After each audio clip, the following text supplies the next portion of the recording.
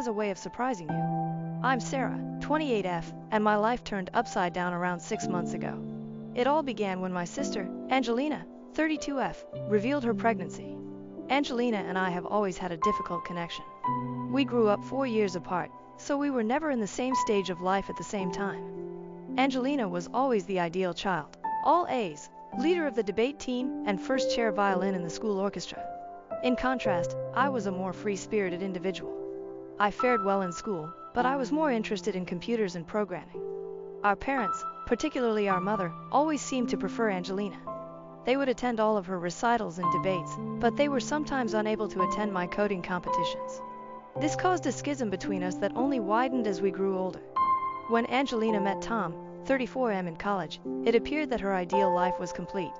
They married shortly after college, and everyone expected them to begin a family immediately away. But years passed and no baby arrived. Angelina never said much about it, but I could see it bothered her. Meanwhile, I concentrated on my career. I became a software developer, got a terrific job at a tech firm, and purchased my own apartment. I was content with my life, even though it was not the usual route my parents had envisioned for me. So when Angelina announced her pregnancy, I was ecstatic for her. I hoped that this would finally bring us closer as sisters, but then Angelina dropped the bombshell. I was going to be the surrogate mother. Not asked, told. I was shocked. Angelina and I were not close enough for her to believe I would do something like this. We only communicated once a month, and it was generally simply to catch up on the basics. So for her to simply believe I'd carry her baby was mind-boggling. When I tried to tell her I was uncomfortable with the notion, she dismissed it. "Oh, come on, Sarah," she said. "It's not a big deal. You're not using your uterus right now anyway." I couldn't believe what I heard. Not using my uterus? Was she serious? I tried to explain that becoming a surrogate was a big decision that would impact my body, employment, and life for at least 9 months. But Angelina would not listen. She continued saying how she and Tom had been trying for so long, how this was their final opportunity, and how I was being selfish by not wanting to help. Things worsened when our parents became involved. Mom, 56F, and Dad, 58M, agreed with Angelina, as usual.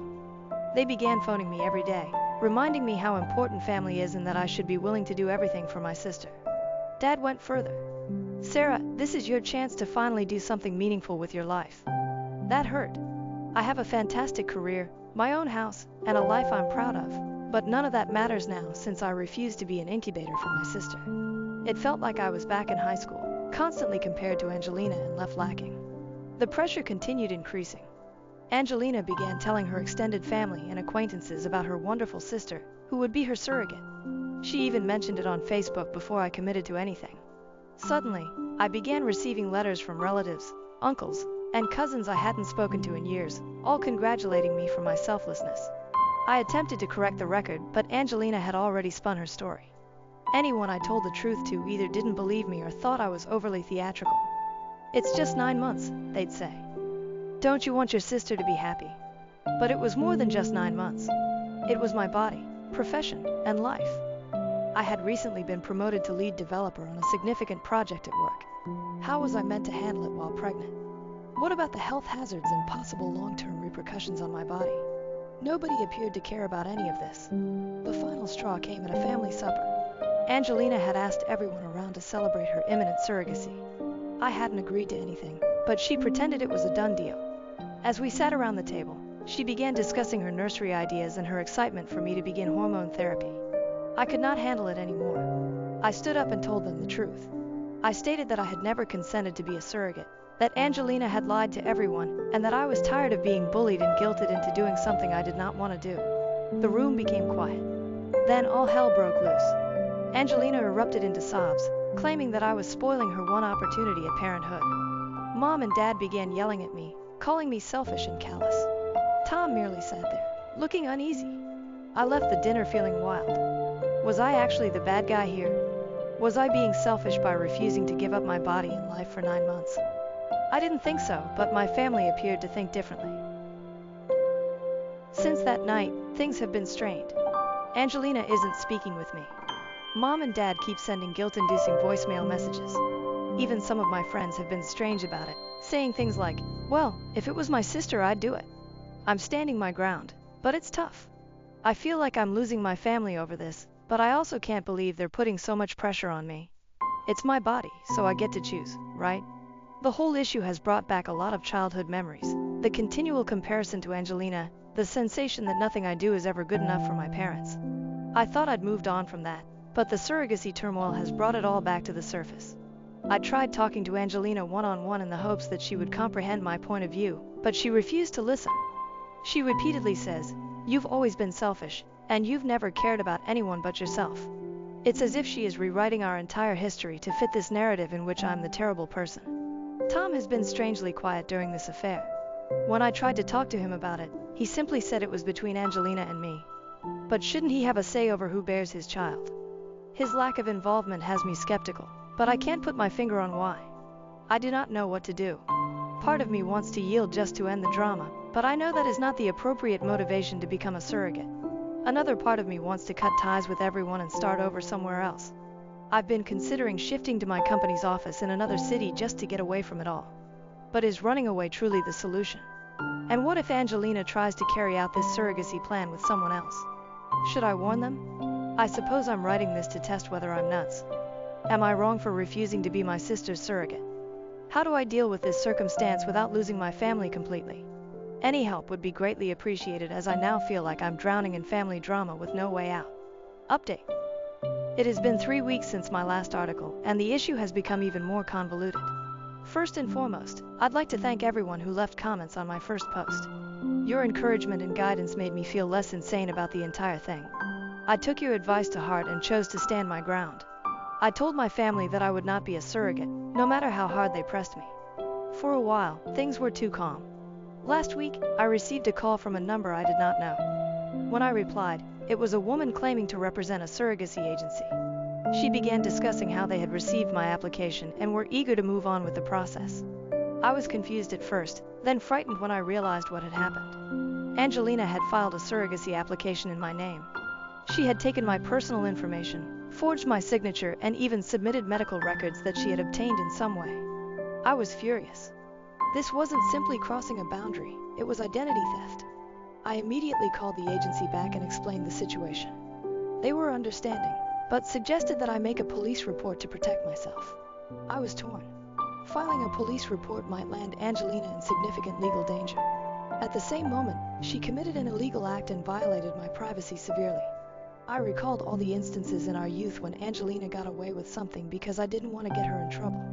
Like when she shattered Mom's favorite vase and blamed it on me, or when she stole my car in college and got into an accident.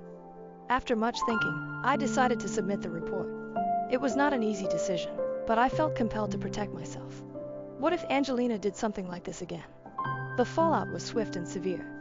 Angelina called me, shouting that I was attempting to ruin her life. Mom and Dad were outraged, telling me that I was ripping the family apart. Even Tom, who had generally been silent throughout the episode, left me a furious voicemail. But this is where things become even more difficult. Remember how I mentioned that Angelina and Tom had been trying to have a baby for years? Well, there's a reason behind that. A common buddy contacted me after hearing about the police report. She told me something I didn't know. Tom had a vasectomy years before he met Angelina. This discovery hit me hard, not only because it meant Angelina had been lying about their fertility issues, but also because it reminded me of when Angelina and Tom initially started dating years earlier. I overheard a chat between them at a family cookout. Tom had mentioned that he did not want children, and Angelina concurred, stating she was also unsure about motherhood. I hadn't given it much attention at the time, but it suddenly felt significant. Tom apparently did not desire children. He told Angelina this when they first started dating, and she stated she was fine with it. However, as the years passed, Angelina got enamored with the prospect of having a baby. She began pressing Tom, who eventually agreed to consider adoption or surrogacy to make her happy. This new information led me to doubt everything. Why was Angelina so desperate for a baby when she had previously been content with not having children? And why go to such measures to make me a surrogate when you could simply adopt or locate a willing surrogate through normal channels? I wasn't sure what to do with this information. Part of me wanted to face Angelina and reveal all her falsehoods, but another part of me felt bad for her. Was she so desperate for a baby that she would engage in such deception? In the end, I opted to speak with Tom first. I met him for coffee and told him everything, including Angelina's falsehoods, the surrogacy push, and what a mutual acquaintance had told me. Tom was was shocked. He stated that he had agreed to Angelina's surrogacy plan because he felt it would make her happy, but he was unaware of the magnitude of her deception. As we talked, Tom opened up about his own marital troubles. He admitted that he and Angelina had been having troubles for years, primarily due to their disagreement about having children. He stated he had pondered leaving several times but stayed because he loved Angelina and hoped she would alter her mind about having children. Tom seemed shocked as he exited our meeting. I felt awful for him, but also relieved that the truth was finally being revealed. I wondered whether this would be the push he needed to finally confront Angelina and possibly end their marriage. As for Angelina and my parents, I'm still unsure how to continue. The police are investigating the identity theft, and I'm concerned about what will happen to Angelina. Despite everything, she is still my sister. I keep remembering back to our youth, to the times when we truly got along. Like the summer we spent at our grandparents' farm, sitting up late to watch meteor showers and collecting fireflies in jars. It's difficult to reconcile those recollections with who Angelina has become. Mom and Dad are still not speaking with me. They believe I'm making things up to get out of being a surrogate. It aches, but I'm trying to be tough. I've begun seeing a therapist to help me cope with the stress and complex feelings that this scenario has brought up. I'm seriously considering moving out of state for a while to get away from all the turmoil. My employer has an office in another city and I'm considering requesting a transfer. The prospect of a fresh start is appealing, but I'm also concerned about running away from my troubles. So that's where things are now. My family is in tatters, my sister may be in legal problems, and I'm considering starting afresh in a different city. I didn't expect to be where I am now a month ago, but that is life. I'll keep everyone updated on what occurs next. Thank you again for all of your help. It means more than you realize. Update 2. It's been 2 months since my previous update, and just as I thought things couldn't be any more complicated, life threw me another curveball. First, let me catch you up on what has been happening. Angelina was charged with fraud following the identity theft incident. It was a misdemeanor, but she had to pay a fine and complete community service. Tom filed for divorce, unable to overcome Angelina's falsehoods about desiring children and the entire surrogacy disaster. I did in fact accept that transfer. I've been living in a different place for the past month, attempting to rebuild my life away from all of the family pain. It's been challenging but also refreshing. I've found some new acquaintances, put myself into work, and even begun seeing a therapist to deal with the stress of the last several months. But this is when things take a surprising turn. My mom called me last week. My parents had not spoken to me since the police report, so I was startled to hear from her. I almost did not respond, but something told me I should. When I picked up, my mother was in tears. She managed to tell me about Angelina's pregnancy despite her cries. Naturally, I was perplexed. How could Angelina be pregnant if Tom had a vasectomy and they were getting divorced? Well, it turns out that the baby is not Tom's. It isn't even biologically Angelina's. My mother eventually revealed the truth. Angelina had been lying about everything since the beginning. Angelina is not infertile. She never has been. The entire trying for years story was a pure lie. She wanted me to be a surrogate because she didn't want to go through the pregnancy herself. Apparently, Angelina has always been afraid of pregnancy and childbirth. This concern derives from a horrific occurrence she experienced as a teenager that I was unaware of. When Angelina was 16, she witnessed our cousin's difficult pregnancy and near-fatal birth. It had a lasting impression on her, instilling a strong fear of pregnancy. But Angelina too desperately wanted a baby. Or so she thought. When Tom told her he didn't want children, she saw it as an ideal chance that she might play the needy, infertile wife and coerce someone else, me, into carrying a baby for her. But when her plan with me fell through, she panicked. She began seeing this person behind Tom's back. Let us call him Mike. Mike got her pregnant, and Angelina is suddenly confronted with the same situation she was attempting to avoid. I was speechless. All of our family's drama and pain sprang from Angelina's fear of being pregnant. It seemed too ludicrous to be true, but as my mother talked, more truths emerged. My parents stated that they had been aware of Angelina's pregnancy fear for many years. They agreed to her surrogacy idea because they believed it would help her overcome her fear. They never considered how it would affect me or how wrong it was to coerce someone into becoming a surrogate. I felt a mixture of emotions: rage at the deception, relief that the truth had finally been revealed, and a strange sense of vindication. After months of being called selfish and callous, it turns out I was correct all along. My mother spent a long time apologizing. She and my father understood how horribly they had messed up and how unfairly they treated me. They asked whether I could forgive them. I informed her that I needed time to comprehend things. The realization that my entire family had been lying to me for months, if not years, was difficult to process. I replied that I'd think about it and get back to her. Angelina appears to be a hot mess. The pregnancy she worked so hard to avoid has become a reality.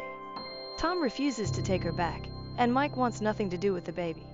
She is alone, afraid, and finally confronting the repercussions of her choices. A part of me feels sad for her, but another is still outraged at all the agony she has caused. I'm not sure whether I'll ever be able to have a connection with her again, but I'm trying to find faith in my heart that she'll get the care she needs. So that's where things are now. My family's web of falsehoods has finally unraveled, leaving us all to deal with the consequences. I'm still absorbing everything and trying to figure out how to proceed. I'm not sure what the future holds, but I do know this. I'm glad I kept my stand. If there's one thing I've learned from all of this, it's that you should always believe your instincts, even if everyone else tells you otherwise. The entire event has caused me to ponder on our family dynamics. Growing up, Angelina was always the golden child, while I was the black sheep. Now it appears that those roles have been flipped. It's an unusual sensation, and I'm not sure how to manage it. I've talked to my therapist about it all. She's guiding me through my feelings of betrayal and rage. It's a slow process, but I'm starting to see results. Regarding my job, the change has been a blessing. I'm working on an intriguing new project that keeps me occupied and diverted from the family drama. My new co-workers are wonderful, and I'm slowly beginning to feel like I belong here. I am still unsure how to proceed with my family. Part of me wants to forgive them and try to repair our connection. Another part of me is frightened of being harmed again. I keep thinking about how many times I've forgiven them only to see them revert back to their old ways. For now, I'm taking things one day at a time. I've informed my folks I need space, and they're surprisingly understanding. Angelina has tried to contact me several times, but I'm not ready to talk to her yet. I'll keep you updated if anything important happens, but for the time being, I'm focusing on healing and going forward with my life. Thank you for your continued support throughout this insane adventure. Update 3.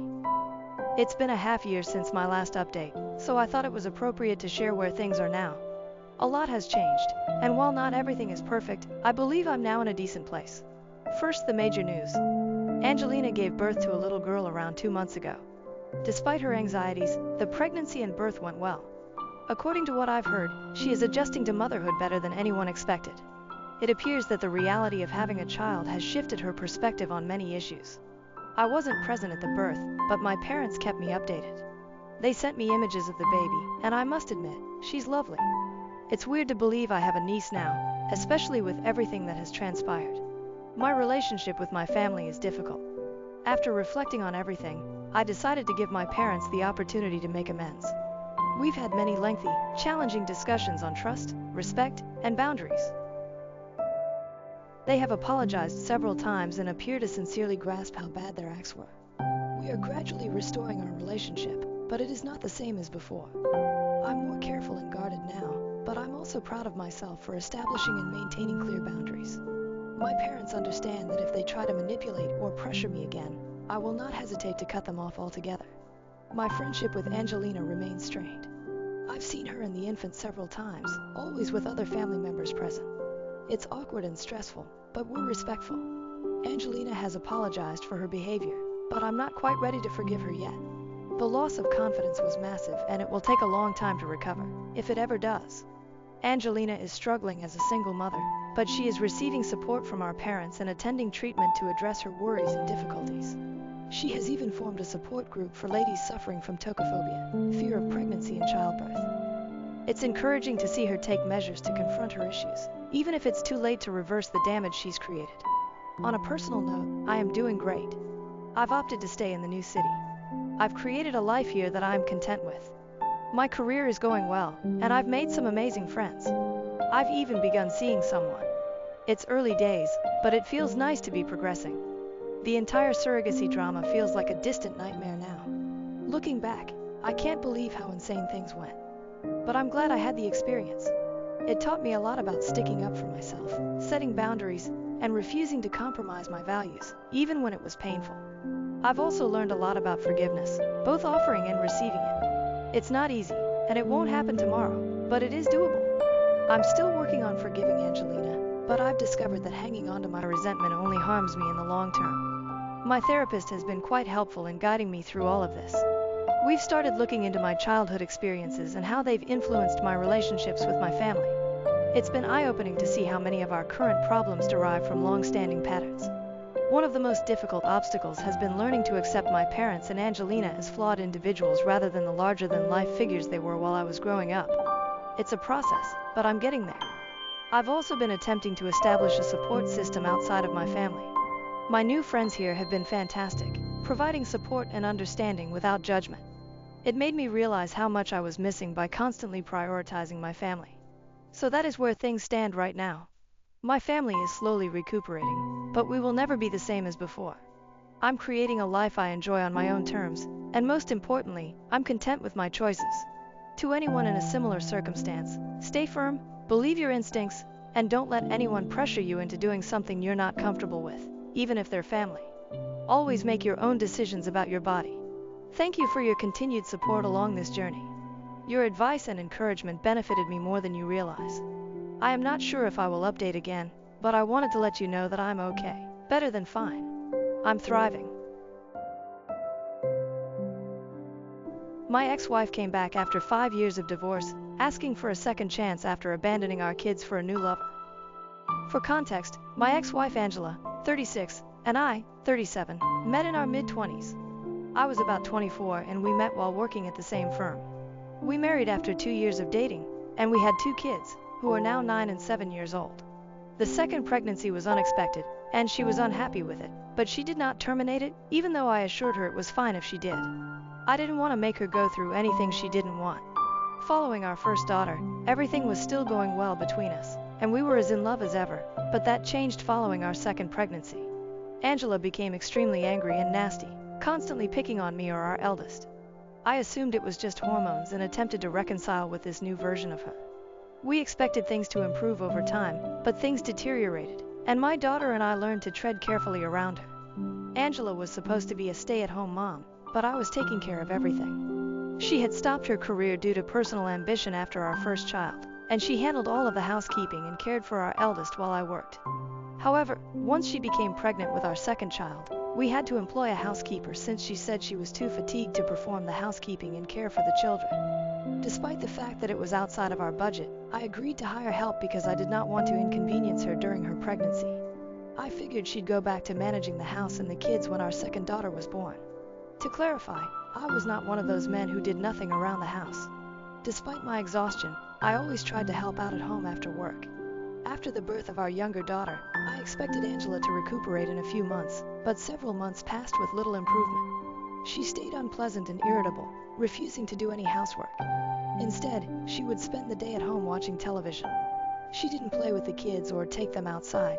Instead, she paid our neighbor to take them to the park on occasion. I didn't mean to sound resentful, but I was.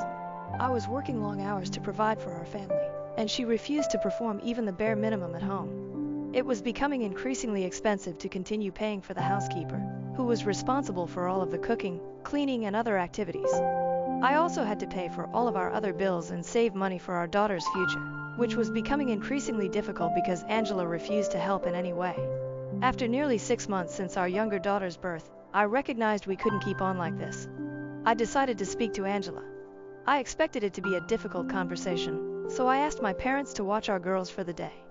When I sat Angela down, I told her that I understood she was fatigued from 2 pregnancies, but I needed her to help me out and collaborate with me. I stated that employing a housekeeper was becoming prohibitively expensive, and I needed her to uphold her promise to return to handling at least part of the domestic chores so that we could cut the cleaner's hours and save money. She immediately rejected the suggestion, claiming she was too busy babysitting the kids to do any cleaning. She advised me to start working more instead of creating excuses and blaming her for our financial position. I attempted to explain to her that I was already doing my best, but she needed to do hers as well if we were to have a successful marriage. I also stated how she wasn't really looking after the kids because they were sitting in front of the television with her for hours, something the housekeeper had casually remarked to me. This was a mistake. Angela lashed out, accusing me of spying on her through the housekeeper. She went on a tirade, saying she couldn't take being pushed around by me anymore and refused to be forced to do all the work while I did nothing but sit at a desk for a few hours each day. She blamed me for our financial issues, saying it was embarrassing that I had to beg her for help when I was supposed to be the man of the house. It was nonsensical, and she was grabbing for straws to make it appear that there was nothing wrong with her refusal to contribute. We got into a huge quarrel, in which she labeled me a loser for not being able to hire a maid, and I replied by calling her a lazy cow. I mentioned that our eldest daughter was terrified of mom and that she was failing as a mother and wife. That remark really hit her, and she pushed me hard. I lost my equilibrium and fell on the coffee table, shattering the glass and injuring myself. I had to be brought to the emergency room, and Angela apologized and cried the entire time. Fortunately, my injuries were slight, but I could have been gravely injured. After that, I no longer trusted Angela and informed her she needed to move out. I didn't trust her around the kids, knowing she'd lose her temper with them as well. I requested my parents to look after our girls for a time, and Angela protested for a week, swearing she would never let anything like that happen again. But I simply couldn't trust her anymore. I was about to file for divorce, but Angela begged me for another opportunity. By the end of the week, we had decided that she would move in with her parents and begin therapy. Only once a medical professional determined that she was fit would I contemplate allowing her to return to live with us. It was obvious that something was wrong with her because happy individuals do not behave in that manner, but she was eager to work on improving, so I agreed to give her a chance. I also didn't want my girls to grow up without their mother, so I decided not to file for divorce straight away and to give our marriage another chance. We were also receiving marriage counseling while living separately. However, it was all for naught because she eventually cheated on me. My parents had moved in with me to help with my girls, while Angela remained with her folks. We attended weekly marriage counseling sessions, and things appeared to be improving for a while. I also communicated with her therapist, who informed me that she was suffering from postpartum depression but was recovering. One of her symptoms was rage, which she had never felt before, but it spiraled out of control after she shoved me. That was a wake-up call to both of us. This continued on for over a year, and at the 6-month point, I let her visit our girls under my supervision. I was relieved to see that she was gradually returning to her old self. It finally seemed like our position was improving and that we could make it work. But then she abruptly quit attending our counseling sessions, with no explanation. She also stopped responding to me, but I was confident that she was making progress because her therapist kept me informed. It didn't make sense to me, and I tried to talk to her for weeks, but she just ignored me and said she needed time alone. Finally, after nearly 3 months of avoiding me, I decided to pay her a visit at her parents' home. I hadn't done it previously because her parents disliked me and blamed me, believing I was the one who drove their daughter insane and caused her to act out. Angela had informed me that it would be best if I did not see her while she was living with them since it would only cause more drama, the last thing we wanted. But I broke the norm and went anyway, because she had been behaving aloof and skipping counseling sessions. Even when she did show up, she appeared uninterested, and I couldn't figure out why. When I tried to talk to her in person, over the phone, or by text, she continued saying everything was okay, but her behavior indicated that she was hiding something. When I arrived at her parents' place, I anticipated her to be there, but she wasn't. When I asked where she was, her parents said they couldn't tell me and slammed the door in my face. I got awful feelings about it. I decided to phone Angela while standing in front of their house, but she did not answer. After a few attempts, I became increasingly paranoid, so I snuck around the home, hoping to discover a way in. I went to the backyard, knowing her parents normally kept the kitchen door open. But I didn't have to go that far. I spotted Angela seated on a swing in the garden, but she wasn't alone. She was kissing a man I didn't recognize. The image of that moment is ingrained in my mind since it was the most heinous experience of my life. I still remember it today. When the guy noticed me, he instantly pulled back, and by the time Angela turned around, I had begun walking back to my car. She caught up to me and tried to stop me, but I didn't listen. I was shocked. She attempted to grasp me, but I shrugged her off and warned her not to touch me. I got into my car and headed home. Once there, I blocked her on all platforms to keep her from explaining. I asked my parents to help me get a lawyer and told them what I had just observed. I did not see or hear from Angela until we had to meet with the court-appointed mediator to finalize our divorce settlement. By that point, I had essentially become a robot, only functioning for the benefit of my girls while emotionally shutting down. I felt nothing. Not even when I learned that Angela was terminating her parental rights. She had decided she no longer wanted to be with us and instead wanted to be with the man I had seen her with. Let's call him Sean. He was her childhood buddy, and despite growing apart after high school, they reconnected when she returned to live with her parents. Apparently, she had fallen in love with him, and her parents were supportive, which explains why they had permitted her to make out with him in their garden despite the fact that she was married with 2 children. They had always wanted her to end up with Sean and were relieved she was finally choosing her happiness, as if she had ever done anything else. The divorce was a lengthy procedure. Despite her infidelity, Angela wished to qualify for alimony. It took time, but my lawyer and I worked hard to ensure she didn't receive anything in the divorce, which was understandable given that I had been the one paying for everything while she did nothing but watch television at home. It has been 5 years since the divorce was finalized, and we were successful in ensuring she walked away with nothing. The divorce months were the most difficult for me, but I knew I couldn't give up because I needed to care for my girls. They had nobody but me. My parents were extremely supportive, and I will never be able to express how grateful I am to them for being there while I balanced work and parenting. Now, 5 years later, I'm grateful for my divorce. Back then, it seemed like the worst thing that could happen to me, but I wouldn't be where I am today if I hadn't made that decision. Life has been good to me since then, and I'm in a much better place in every manner. We've moved into a larger house, I'm paid more, and I don't have to spend money on anyone other than myself and my girls. My parents live nearby and visit frequently, and I have friends that adore me. My daughters are as joyful as they can be. That's all a guy needs, and I'm grateful to the universe that everything is going well now. Or at least, it was until Angela reappeared a few days ago. The kids were in school, and I was about to leave for work when the doorbell rang. I opened the door and saw her standing outside with a boy beside her.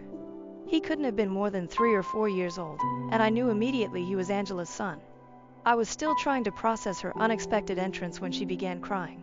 She explained that she came there to apologize and make things right. She informed me she was finally ready to be a family again and give our marriage a second try. I couldn't believe she was back after all these years, and she wanted to give our marriage another shot, as if it were her choosing. I made up my mind in less than a second. I closed the door and turned her away. I didn't want to become involved in whatever it was, but first I told her that this was no longer her family. I'd quit being her husband the day she cheated on me with Sean. The divorce was simply a legal duty, and she had freely relinquished custody of her girls, so she no longer had the right to refer to us as her family. After that, I closed the door and instructed her to go since I did not want her anywhere near my property.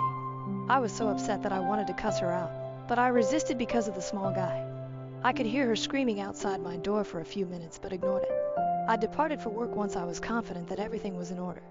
I tried not to think about it because doing so would weaken my determination, which I couldn't afford. I almost forgot Angela had come to my house, but as soon as I got home from work, my parents called and demanded an explanation for why I had sent her away. They informed me that Angela had contacted them after I had shut the door on her, and she was upset.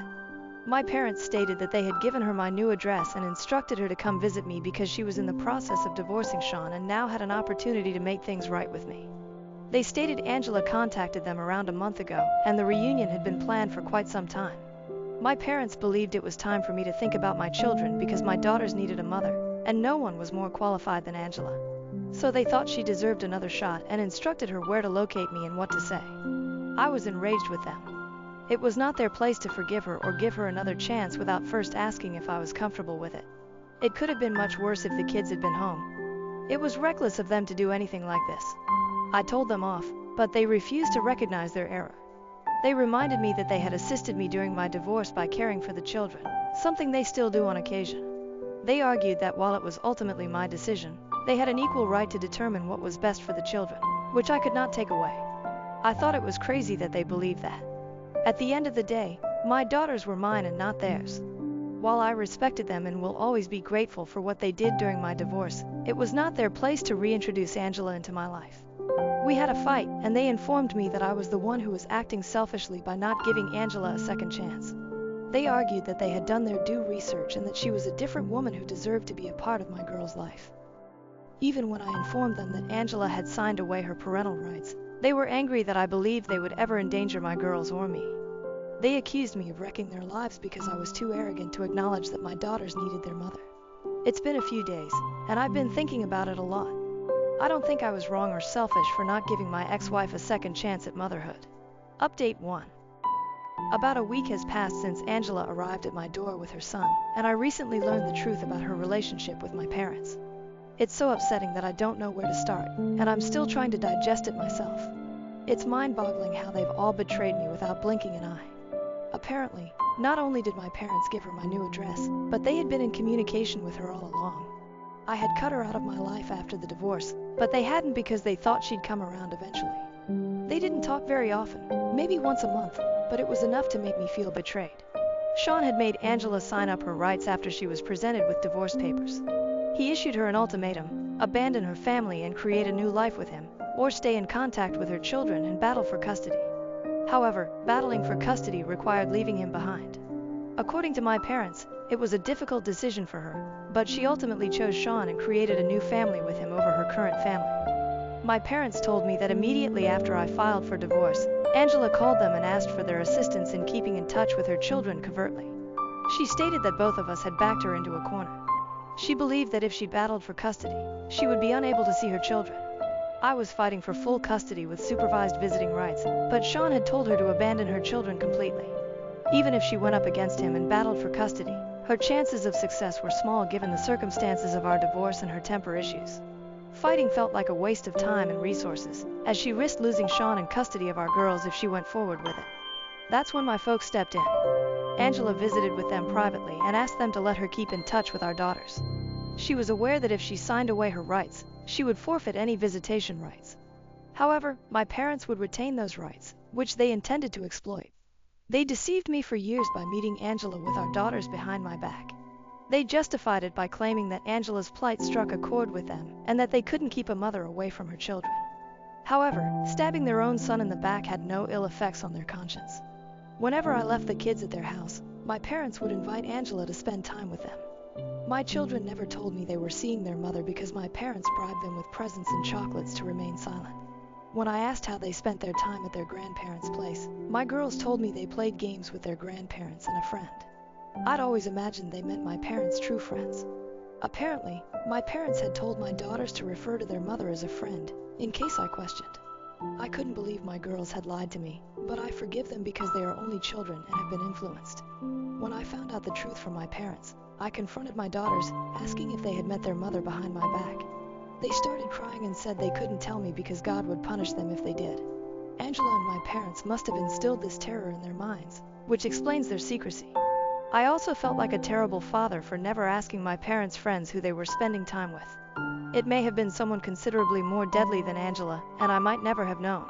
But now I am putting an end to it. I've already filed for a restraining order against each of them. I have written proof, since my parents explained everything to me via email a few days after our dispute. They expected the email to help me comprehend Angela's desire to remain a mother, but it only confirmed that everyone involved had been lying to me. It's also hilarious that Angela signed away her parental rights and had to see our children in secret, as if it were a crime, simply because Sean did not want her to have any contact with her previous family. He was supposed to be her one true love, but now they're getting divorced. They even have a son together, but Sean, according to my parents, no longer wants to be associated with either of them. He has a job offer and will be going away in a few months, but Angela does not want to leave because their son has begun kindergarten locally. That's why they've been battling for so long, and it all came to a climax 3 months ago when Sean informed her he'd had enough and was taking the job. This was supposed to make me feel terrible for Angela, but instead I believe justice has been done. I spoke with my lawyer, and the restraining order has been filed. My girls and I had a serious chat about everything, and I informed them that they would not be seeing their grandparents or mother for the time being. They appear to be fine with it, but we are going to therapy to work through it since I know it has been difficult for them and will likely continue to be, but it is over now. Update 2. Hello folks. Thank you very much for your care and support here. I am grateful that so many people have sent nice comments and blessings to my daughters. My parents and Angela have been served with restraining orders and are scheduled to appear in court in a few days. I'm not sure how they feel about any of this because I've blocked them on every conceivable platform. I've also instructed my pals not to contact them if they attempt to do so. I've also enhanced security around my property and have been working from home for a few days. I contacted my girls' school administration and notified them of the problem. Initially, I did not want to send them to school for a few days, but I did not want their education to suffer as a result of Angela and my parents. Teachers have been ordered to keep an eye on them and not allow anyone other than me to pick them up after school. I'm doing everything I can to keep them from getting to us, because I know they'll try.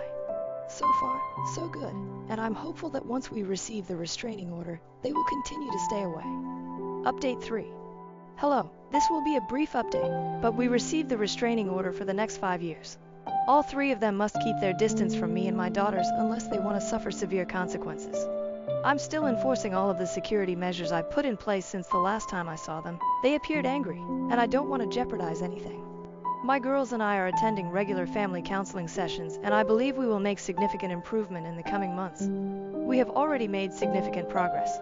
Honestly, all I want is for my girls to be happy. Please keep sending us your best wishes. We need them. Karen demands that her husband eat all the extra food she cooks after his weight loss. I, 37, male, and my wife, 35, are currently cooling down from an altercation in which I told her unequivocally that she needed to make less food in the future or I would continue to not eat it.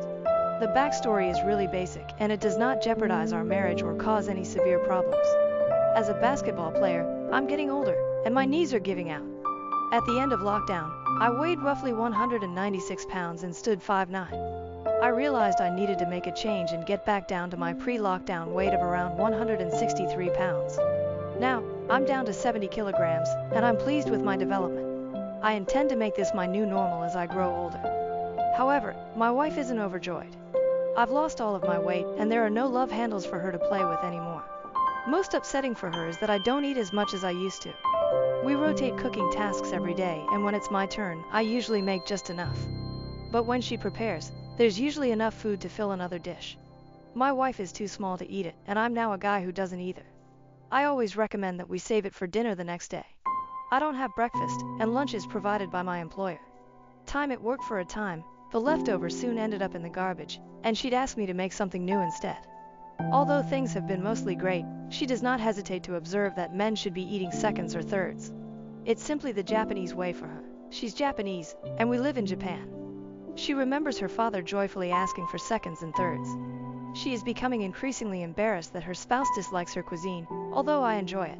Her cooking is excellent, and I eat as much as I can when she prepares it. It's just that she earns too much. We've talked about her portion sizes, but it always comes down to letting her cook her way.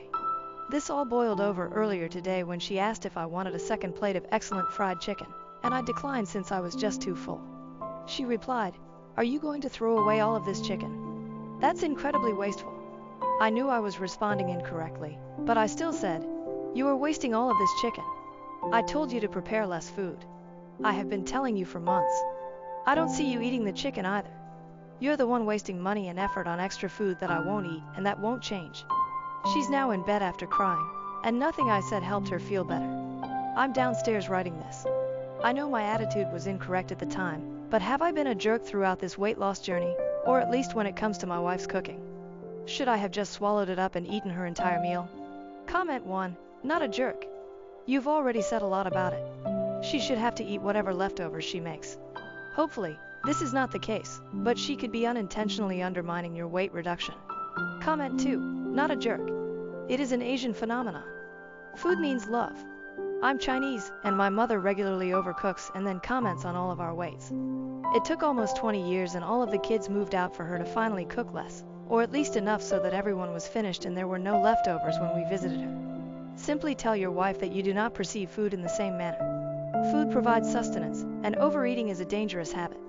Excess weight at your age causes health concerns, and if she cares about you, she would not want that. Just keep repeating it while telling her that you still love her, even if you want to eat less of what she prepares. Parents forced me to cancel my engagement party for my golden child brother's graduation. Now they're mad because relatives chose my party. I, 28M, have a younger brother, Leon, 26M, who recently graduated from community college, I might add. About the same time, I became involved with Nina, 28F, my high school love. We have been together for 10 years, and it was about time that we made this official. 2 weeks ago, I proposed to her and decided to invite a party to our house honoring our engagement last weekend. 5 days after the invites were distributed, last night the party was hosted. The drama surrounding all of this has been so bizarre and chaotic that I have no idea how to make sense of it. It all began when I invited my close family, my parents and brother, who contacted me and demanded that I postpone this celebration. For the life of me, I couldn't understand why they would ask me to do such a thing. When I told them I wasn't going to, they informed me they had decided to throw my brother a celebration for his graduation. Naturally, it also occurred to be the day of my engagement party. Although they hadn't yet sent the invites, the same evening I sent mine they were intending to do so. Now, they said, at least one of us had to back off and allow the other honor their significant event. We share a family, hence two festivities on the same day would cause a lot of strife, and we wanted nothing like that. The cards are out on the table. My family is not especially close. I get along with the rest of my family, but not with my parents or Leon. This is why they were not aware of the fact that I was organizing an engagement party on the same day they were scheduled to be celebrating a graduation.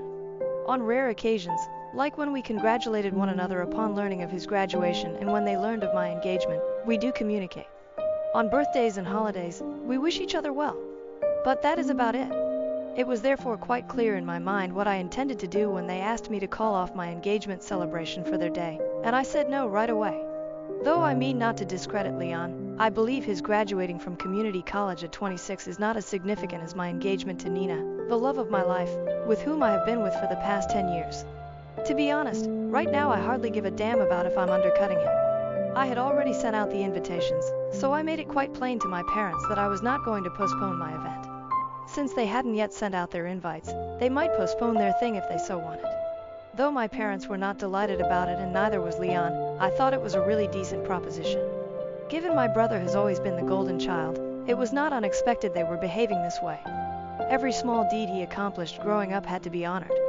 For example, I recall having this first-time emotion when I was just 7 years old, as I knew that on my 5th birthday the celebration had been somewhat quiet. It had simply been my parents, a couple of their acquaintances, and a few of my neighborhood friends, as my parents felt I wouldn't even remember the party when I grew up.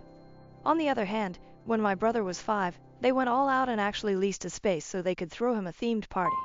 All I got when I graduated middle school was a congratulation and a pat on the back. Leon had still another celebration after he finished middle school. It was the same when I started college, graduated from high school, and later on from college. I received no more than a few words of encouragement. I had sort of figured out after middle school that they preferred Leon far more than they did me. I thus started separating myself from them as soon as I graduated from high school and went out for college. Since they were still paying for my education bills, I did not cut them off entirely. But I sort of stopped talking to them as soon as I started a job. Every time I saw them, I was polite to them. But I neglected to maintain in touch, and they neither expected me to. Neither of us objected to the circumstances. We had adjusted as we felt was suitable. Leon and I never got along either. We used to argue or dig at each other all the time growing up, and by the time we were in high school we had concluded that we would be better off not talking. To be honest, he is rather different from me, and not in the nice sort of difference. My parents treated him right from his early years, which has made him spoiled, entitled, and very bratty. Everyone who knows our family would agree, I believe, that he is not exactly the easiest person to be around. Though he was really the troublemaker in high school and nearly got expelled several times, my parents never appeared to have an issue with whatever he did. When he told them he wanted to join a firm a few of his buddies had founded with a revolutionary idea, graphic printed t-shirts for kids and teens, they said nothing at all. That's exciting.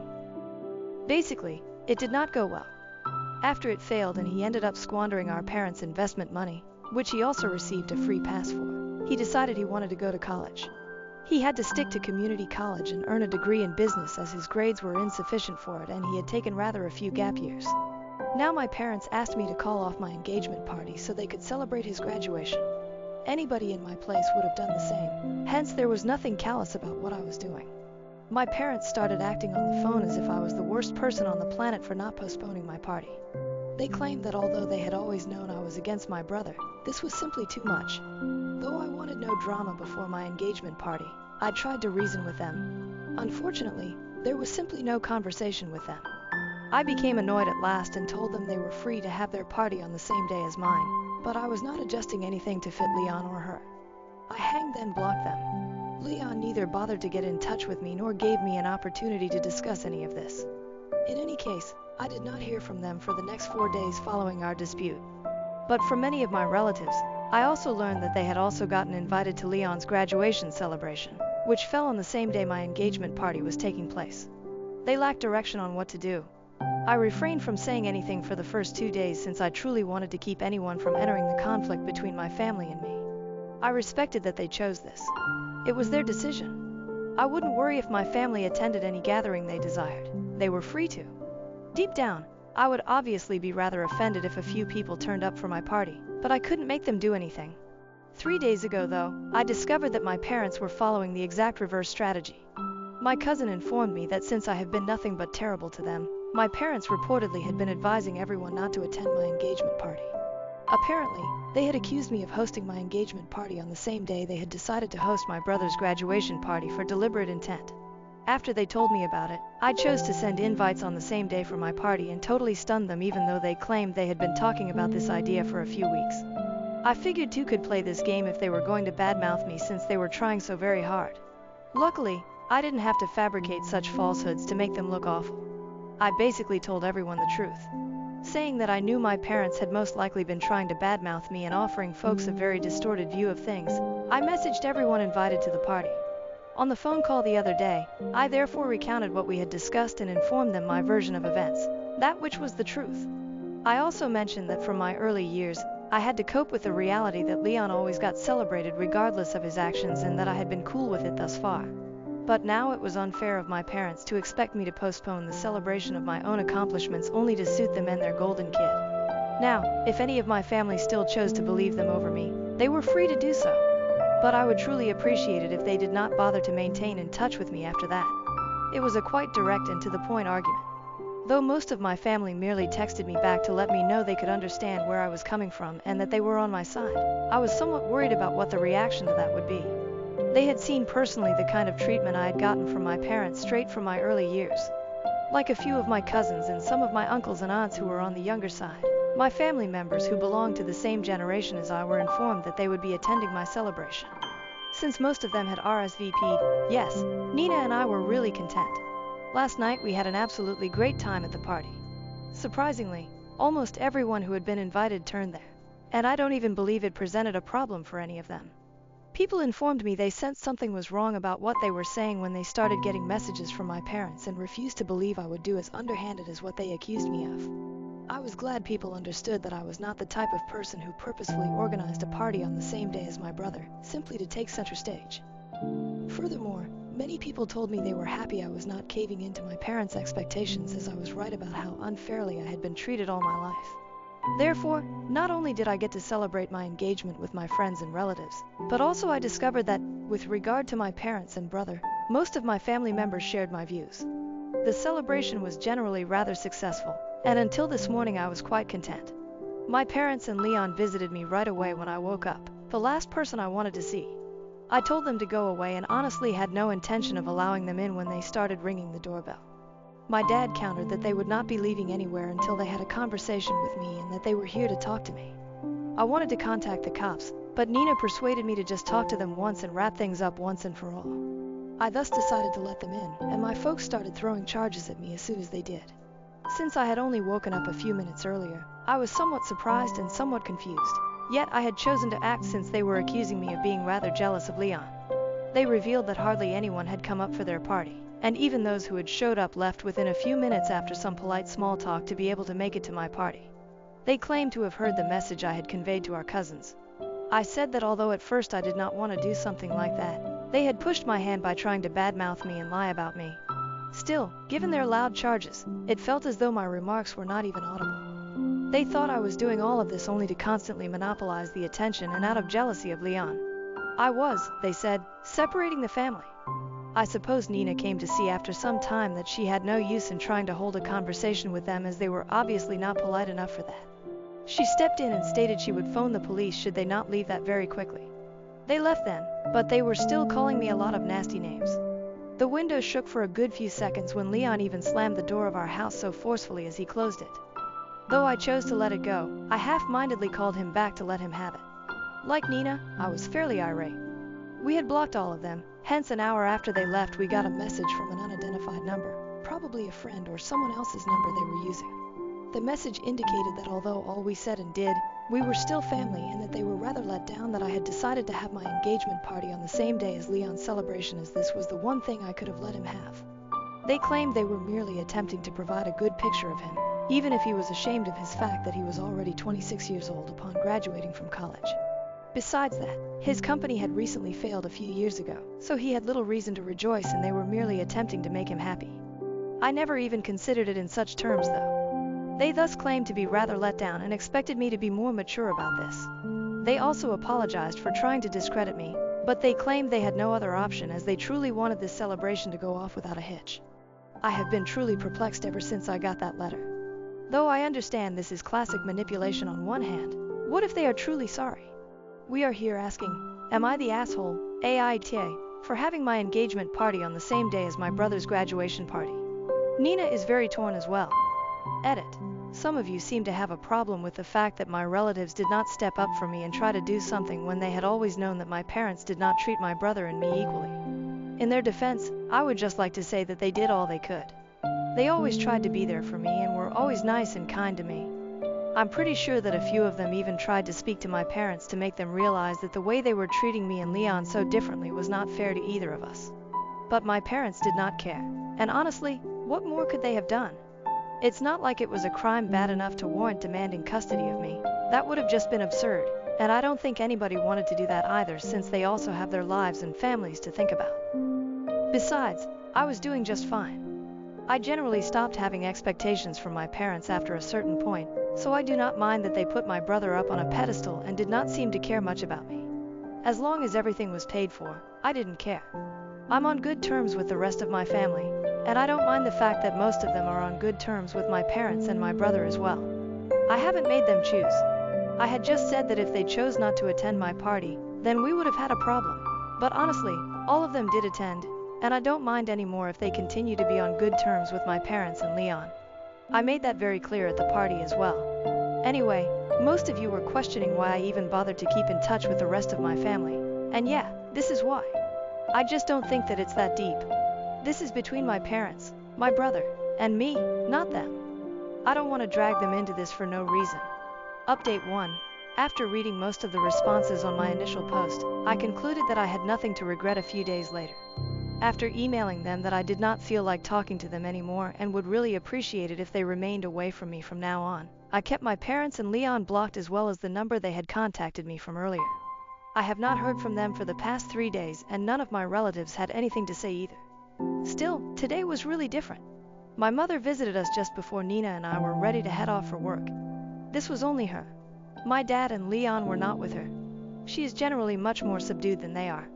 I chose to invite her in since I felt that we might at last have a civilized conversation like grown-up adults rather than engage in a yelling fight.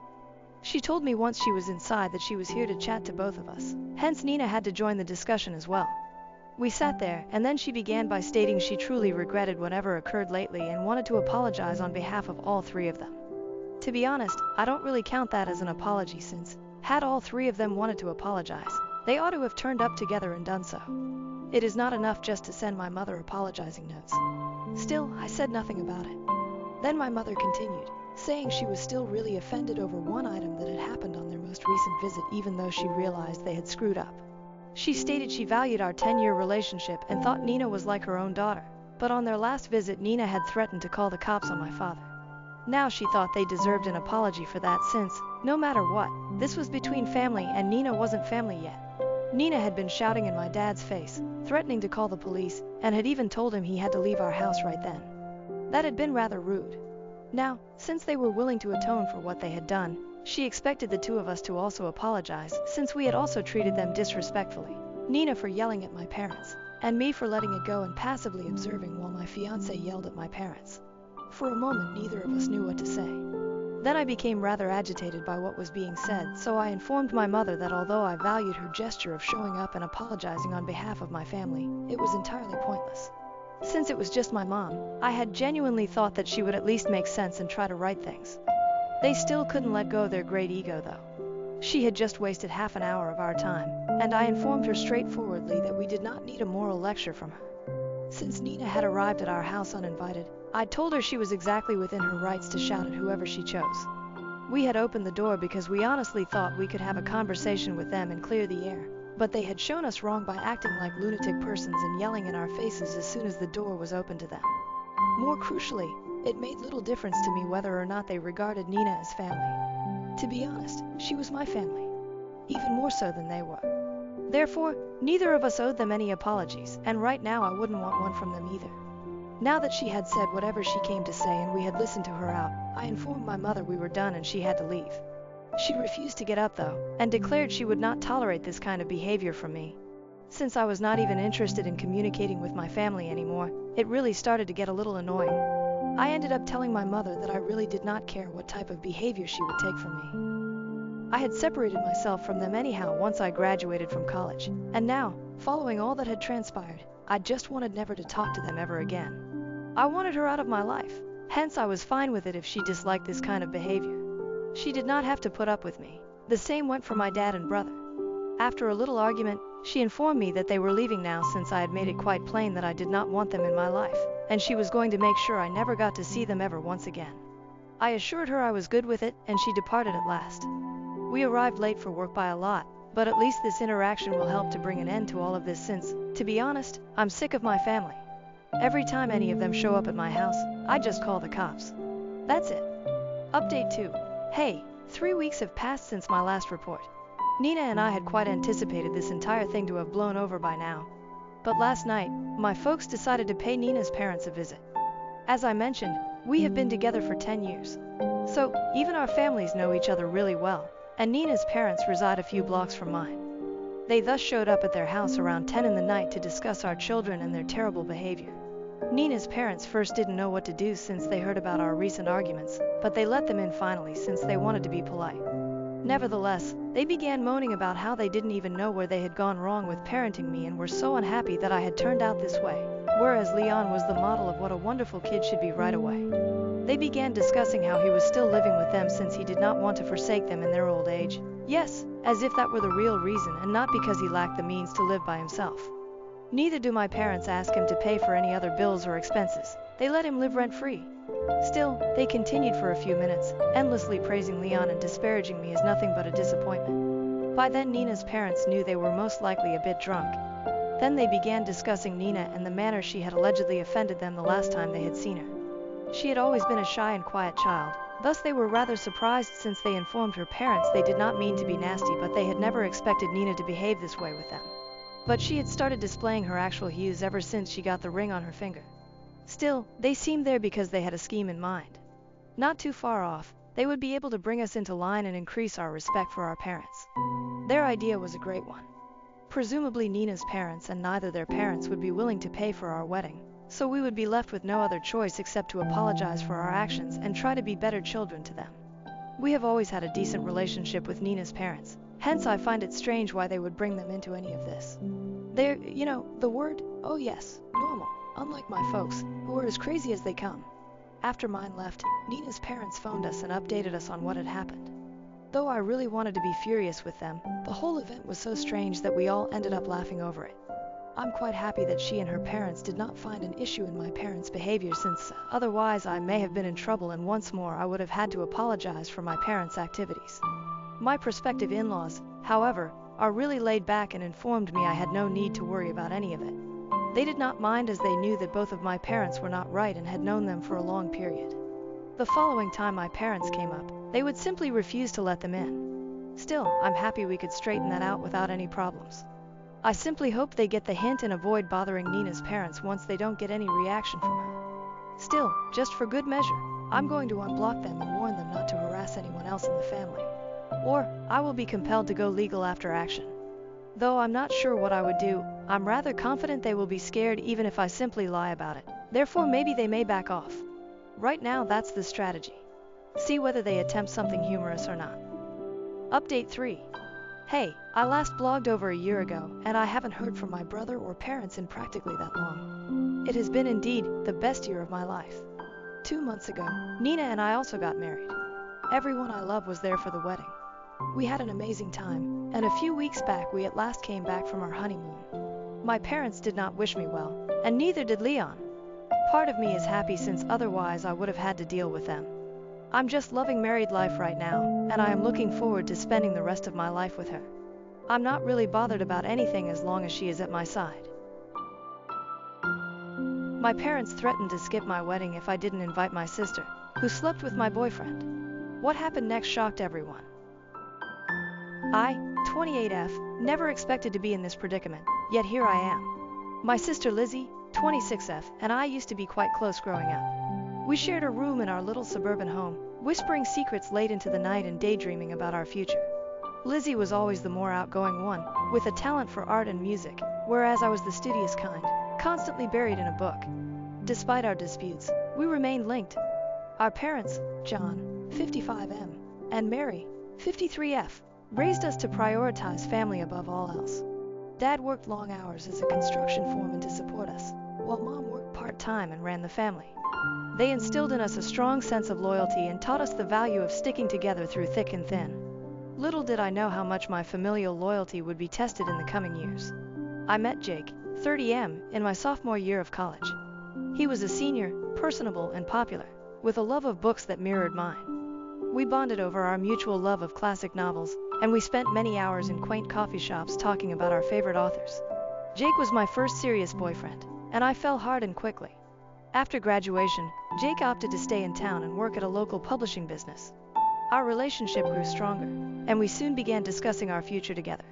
We moved in together after graduation, sharing a small but comfortable apartment near the city center. Jake was always supportive of my marketing career goals and encouraged me to aim high. Meanwhile, Lizzie had decided to pursue her passion for art rather than attend college. She worked several jobs to support herself while attempting to establish a name in the local art community.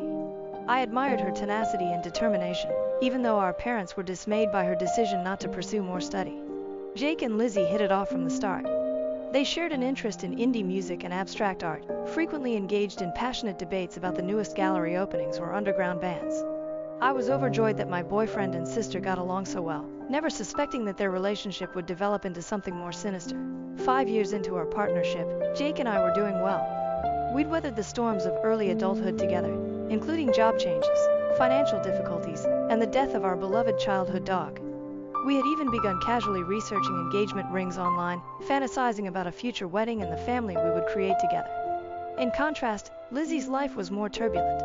She moved from job to job, trying to make ends meet while pursuing her art. There were times when she'd crash on our couch, and Jake and I would assist her financially.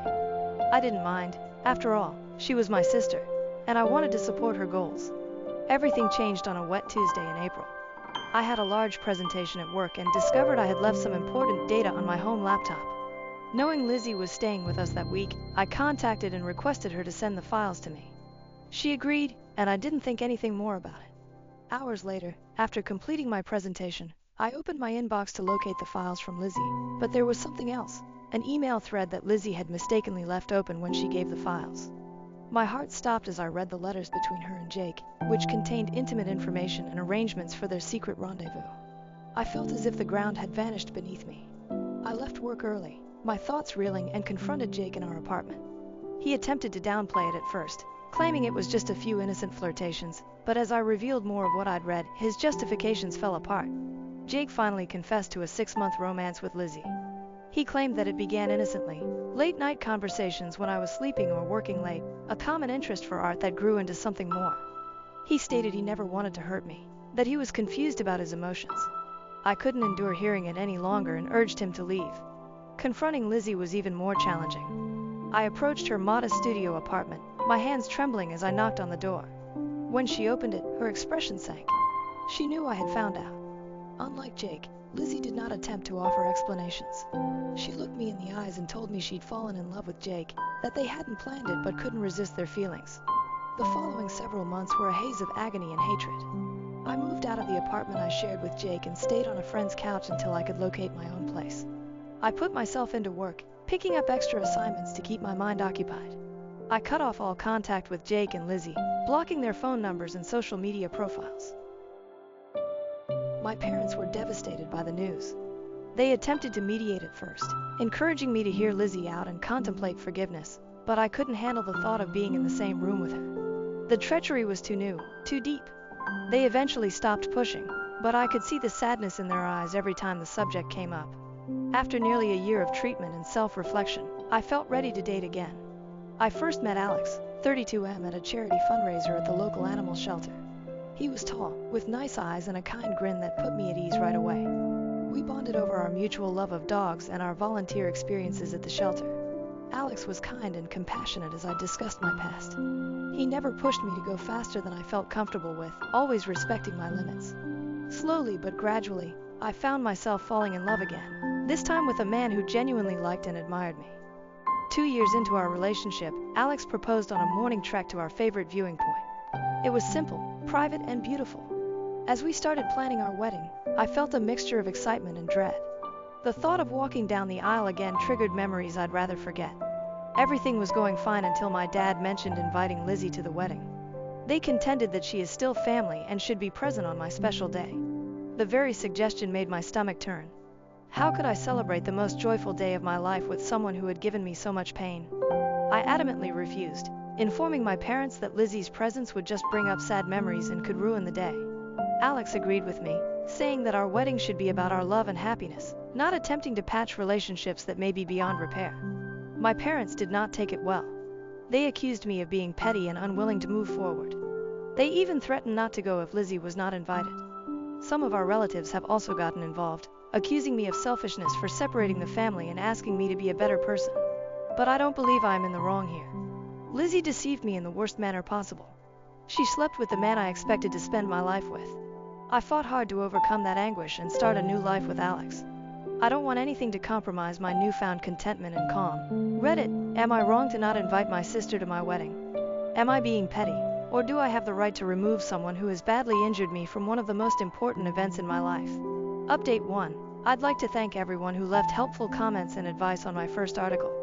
The response was amazing, and it gave me the confidence to have a difficult but essential conversation with my parents. I invited them over to supper last week, determined to clear the air and establish some boundaries. The evening started out tense. Mom kept trying to shift the talk toward wedding plans, while Dad was unusually silent.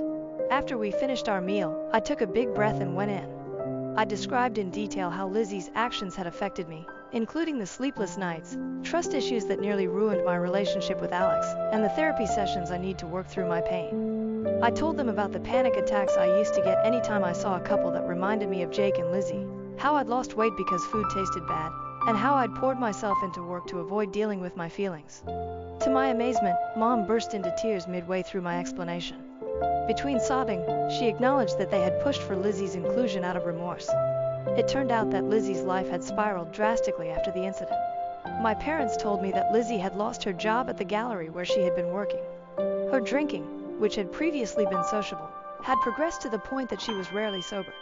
She'd been in a run of short-lived, destructive relationships, one of which left her in the hospital with a broken arm. Mom and Dad felt responsible for not seeing Lizzie's problem sooner.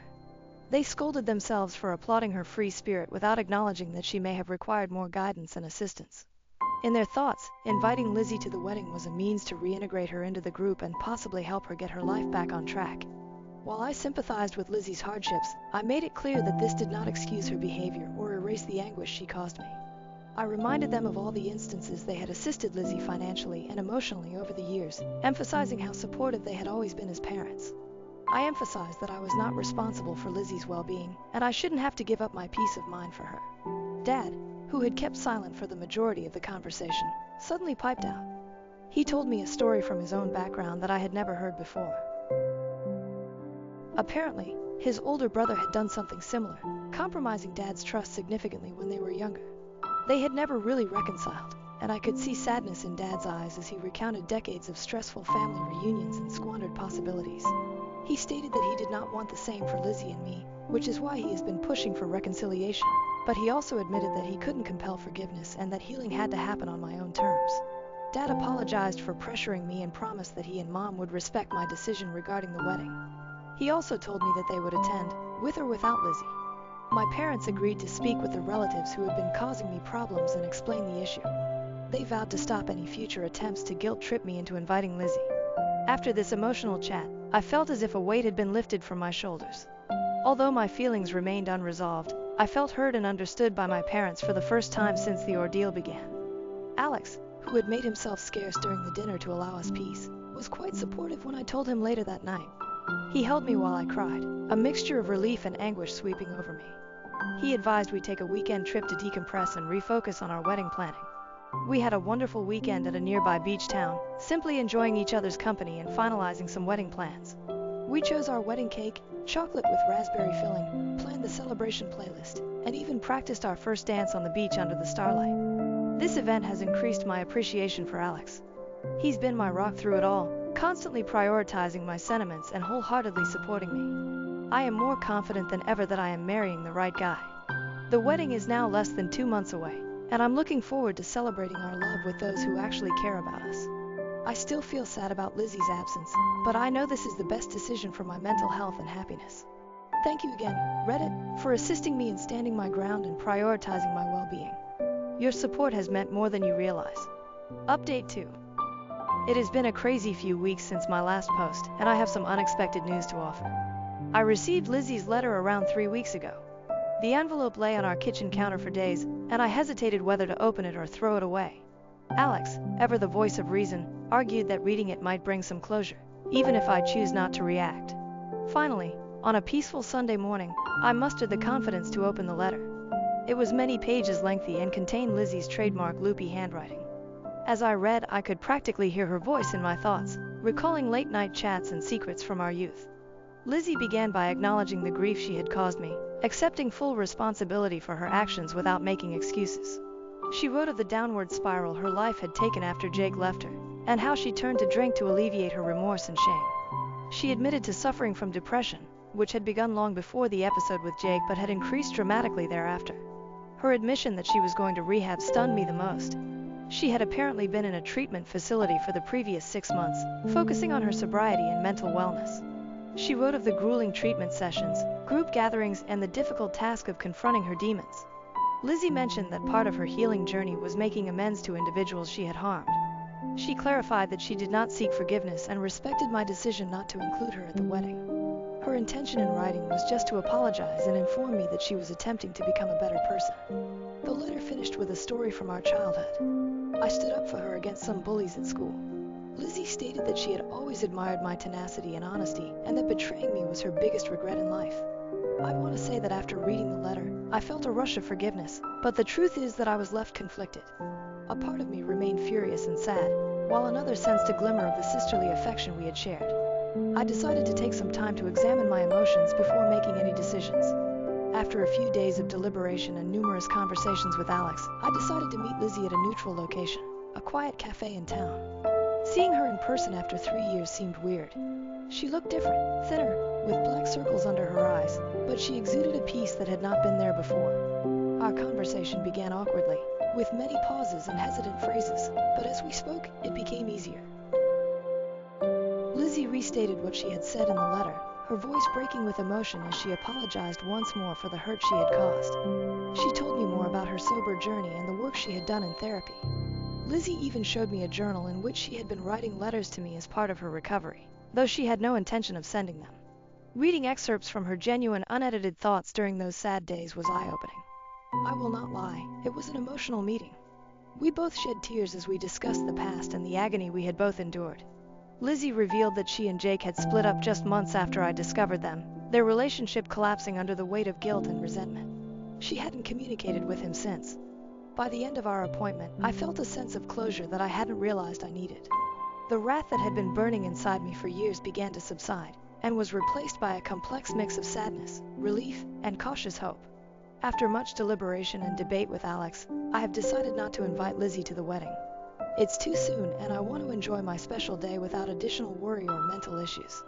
However, I've agreed to try to re-establish our friendship gradually, beginning with occasional text messages and perhaps coffee meets in the future. Lizzie acknowledged and appreciated my decision. She even sent Alex and me a modest gift, a lovely hand-painted letter wishing us success in our marriage. It reminded me of the cards she used to make for my birthdays when we were younger, which brought back bittersweet memories. I understand that this process of healing and regaining trust will be long and may be challenging. There are still times when the anguish of betrayal resurfaces, reminding me of everything we have lost. But for the first time in 3 years, I am optimistic about having my sister back in my life eventually.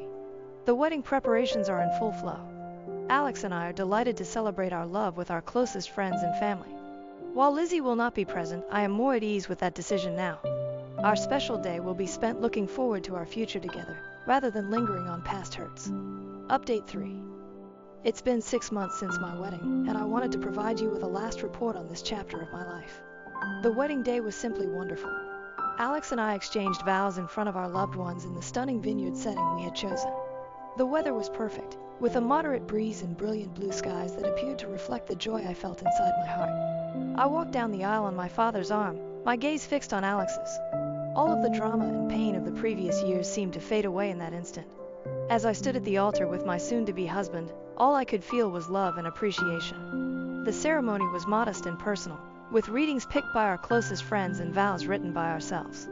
There wasn't a dry eye in the house when Alex swore to always be my safe harbor, and I promised to be his constant companion throughout life's experiences. The reception was a happy occasion. The meal was wonderful, the wine was plenty, and the dance floor was full all night. My parents were on their best behavior, honoring Alex and me with no mention of Lizzie. It was great to see them so joyful and supportive. Lizzie followed my requests and did not attempt to contact me on the wedding day. Instead, she delivered a gorgeous bouquet of sunflowers, my favorite flower since childhood, to my hotel room. The accompanying note congratulated us and wished us a life of happiness. It was a lovely gesture that I appreciated even more than I had imagined. Since the wedding, Alex and I have adjusted into married life, which has been fantastic. We recently purchased our first home together, a quaint craftsman-style house with a modest backyard. We've enjoyed making it our own by painting the walls and adding a garden. It feels nice to be starting a life together and making new memories in a space that is genuinely ours. My friendship with Lizzie is gradually improving. We've had a few more coffee meetings and are now texting on a regular basis. Our chats are still somewhat guarded, but there's a developing comfort between us that reminds me of our previous connection. Last month, we even ate dinner with our parents. It was a little awkward at begin, with everyone trying to avoid certain issues, but as the evening proceeded it became more like old times. Lizzie remains committed to her recovery and has been making significant improvements in her life. She's back in school, training to be a counselor for disturbed teenagers. She thinks her own experiences have given her insight into the difficulties that young people encounter, and she wants to help others avoid the mistakes she did. Seeing her progress and commitment to changing her life has aided me in my forgiveness journey. Lizzie recently inquired if she might exhibit some of her work at a local gallery. I hesitated at first, recollections of her previous artistic pursuits triggering conflicting feelings, but I decided to go, with Alex by my side for support. Walking into the gallery, I was taken aback by the transformation in her work. The chaotic, dark pieces of her turbulent years were replaced by brilliant, hopeful canvases that appeared to throb with life. One painting in particular caught my eye. Two interwoven trees with branches reaching for the sky. Lizzie subsequently told me that it reflected her wish for our relationship to flourish together again after our separation. While we are not back to being best friends, and I doubt we ever will be, I am delighted we are working to mend our friendship. It's a lengthy process, with occasional setbacks when past hurts resurface, but it feels right. We're learning to be sisters again in a way that honors our separate paths and who we've become. I would like to thank everyone who helped me through this difficult time. Your guidance and encouragement helped me stay strong and make the best decisions for myself. I've learned a lot about setting boundaries, self-care, and the power of forgiveness, not for the benefit of the other person, but for my own peace of mind. Looking back, I recognize that the healing process isn't linear. There are good days and bad days, moments of progress and moments of uncertainty, but I'm pleased of how far I've gone and enthusiastic about what the future holds with Alex. To anyone in a similar situation, remember that it is acceptable to prioritize your personal well-being. Healing takes time, and you don't have to forgive somebody until you're ready to do so. Trust your intuition, surround yourself with helpful people, and do not be hesitant to seek professional help if necessary. As for me, I'm looking forward to the next chapter in my relationship with Alex. We're talking about starting a family soon, and the prospect of becoming parents both excites and scares us. Whatever problems come our way, I am confident that we will confront them together, stronger for having weathered the storm. Facing the truth, discovering my fiancé's deception, just 2 weeks before our wedding and the consequences that follow. I really have to get this off my mind. I feel like I'm going crazy. For around 6 years, engaged for 1, my fiancée Sarah and I have known each other. Our wedding is set for just 2 weeks, and I recently saw something that makes me feel as if I am making the worst mistake of my life. Sarah and I were using tonight a rare chance to unwind at home. While I was out back working on one of my projects, Sarah was in the kitchen preparing dinner. Anyway, as you do when working hard, I became thirsty and returned home to grab a drink. There Sarah was at the counter cooking supper and speaking on speakerphone. The voice caught me right away as Marty, my brother-in-law. This is now where my thinking goes completely distorted.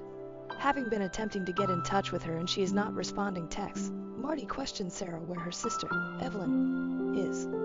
She just left here. She should be home in a half hour or so. Sarah says to him. It should be mentioned that Evelyn is the 5-year-old wife of Marty. I have to admit that I went into the kitchen, got a glass and asked Sarah, what was that all about?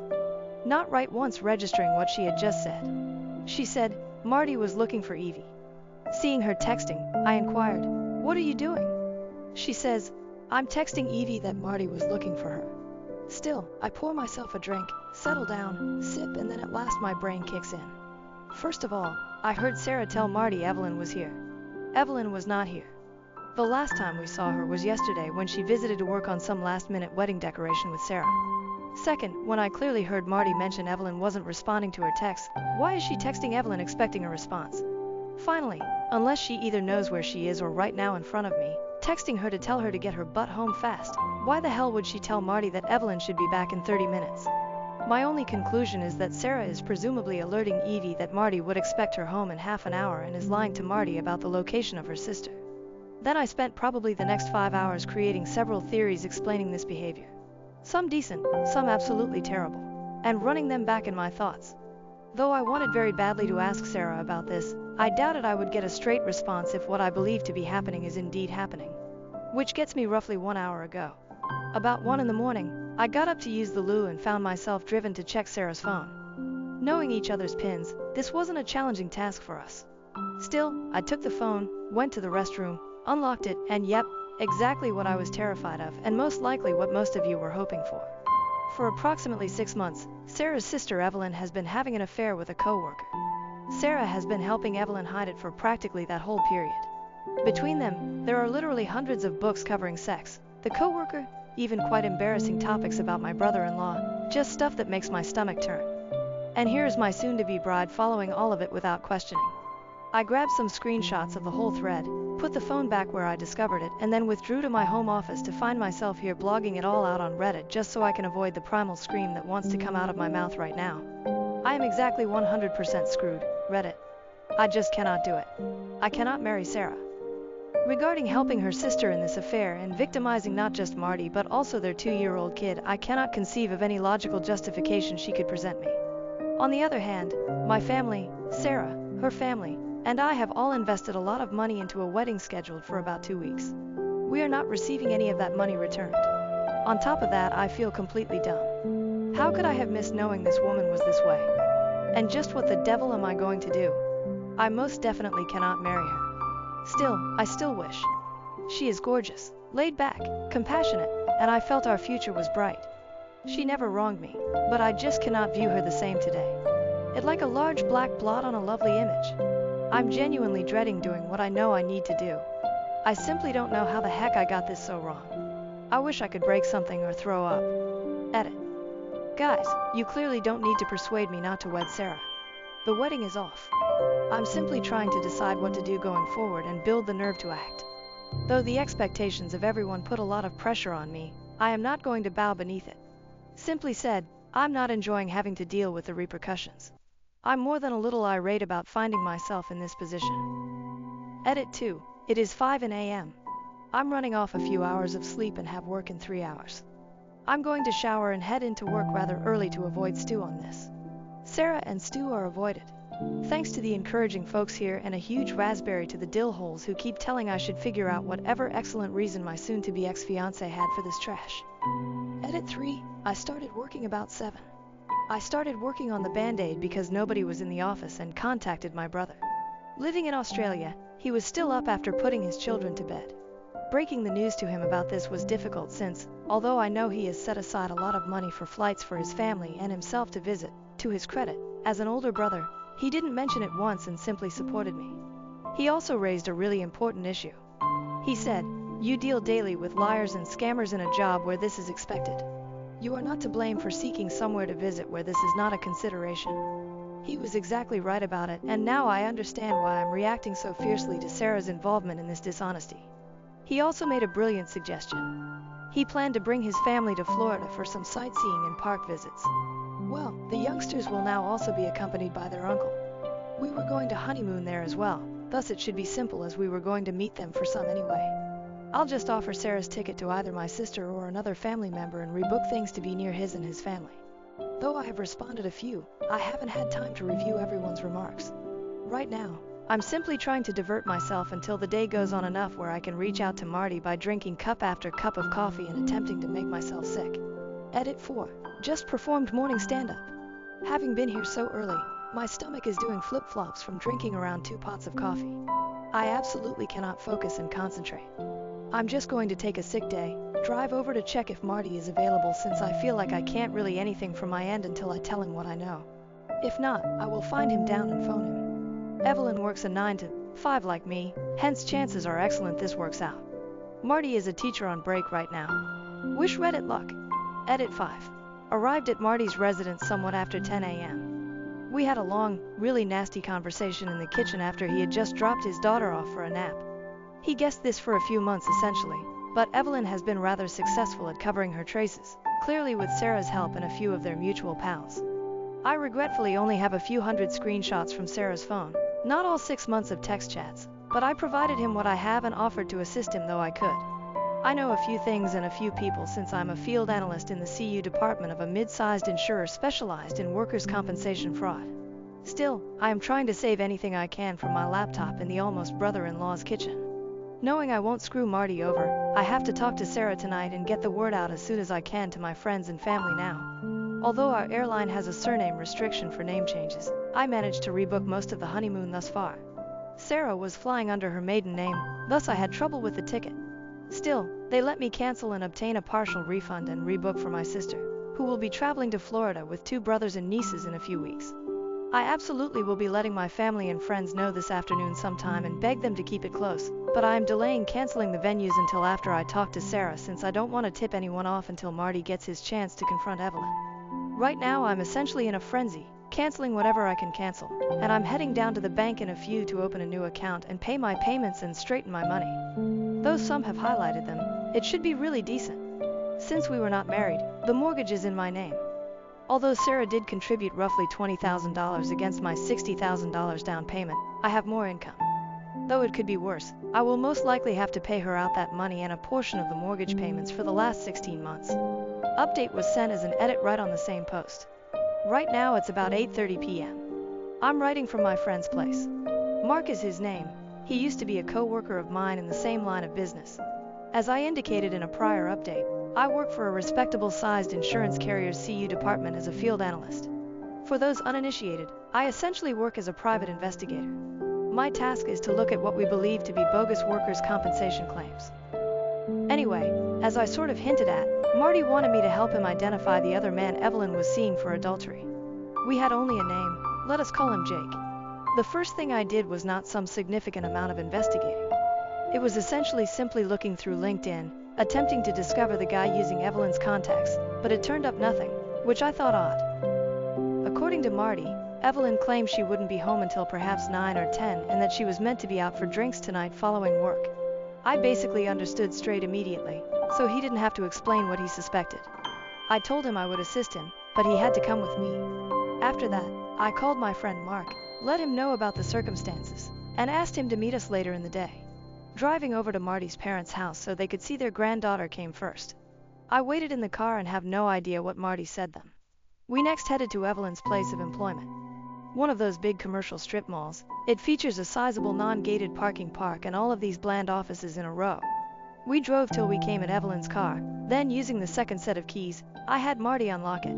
I next handed Marty a GPS tracker to put in the car and a voice-activated recorder. Once finished with that, we went, parked somewhat down the street, and watched for Evelyn to leave the company and for my friend to arrive. About 20 minutes later, Mark arrived, climbed in the car with us, and about an hour later Evelyn emerged from her workplace carrying 2 of her pals along with a tall, younger-looking man with sandy blonde hair. Clearly holding hands, I thought, damn Evelyn, you're making it easy for me. After a few shots from the car, I waited for Evelyn to leave in hers and began following her. She didn't go straight to a motel or anything, first thinking she may. Rather, she drove to a reasonably good pub and grill in a pleasant area of town and parked on the street. I drove by her as she got out of her car and into the building, then located my own parking space and headed over to the factory. We first dispatched Mark since nobody knew him. He essentially had 2 jobs. First, try to find any compromising photos of Evelyn and Jake. Second, provide my alibi. After about 20 minutes in the car, Marty and I received the first in Mark's series of text messages. These images show Evelyn and Jake making out in front of their 2 female colleagues. Captured Marty's misgivings were correct. They were enabling Evelyn to keep the affair from him. He was clearly really agitated and offended.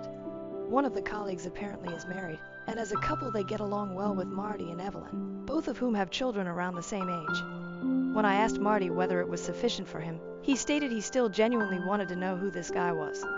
We could find out later, I tried to tell him, but at this point he was nearly begging me, so I begged him to wait, texted Mark that I was on my way, and then I went inside the pub myself.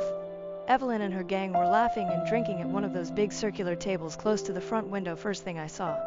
I halted as I came in, acted to be startled, then yelled out to Evelyn, "Hi, you're doing here?" Clearly startled to see me, everyone surrounding her stiffened up right away. Evelyn stated we were being married in 2 weeks and fast introduced me as her sister's fiancé. Everyone was congratulating each other really extensively.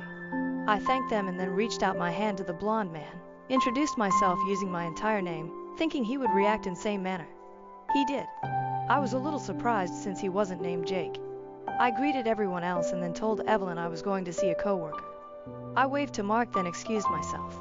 Once I walked over to Mark, I told him the guy's name. We both grabbed our phones and headed to work. We located him not too long ago.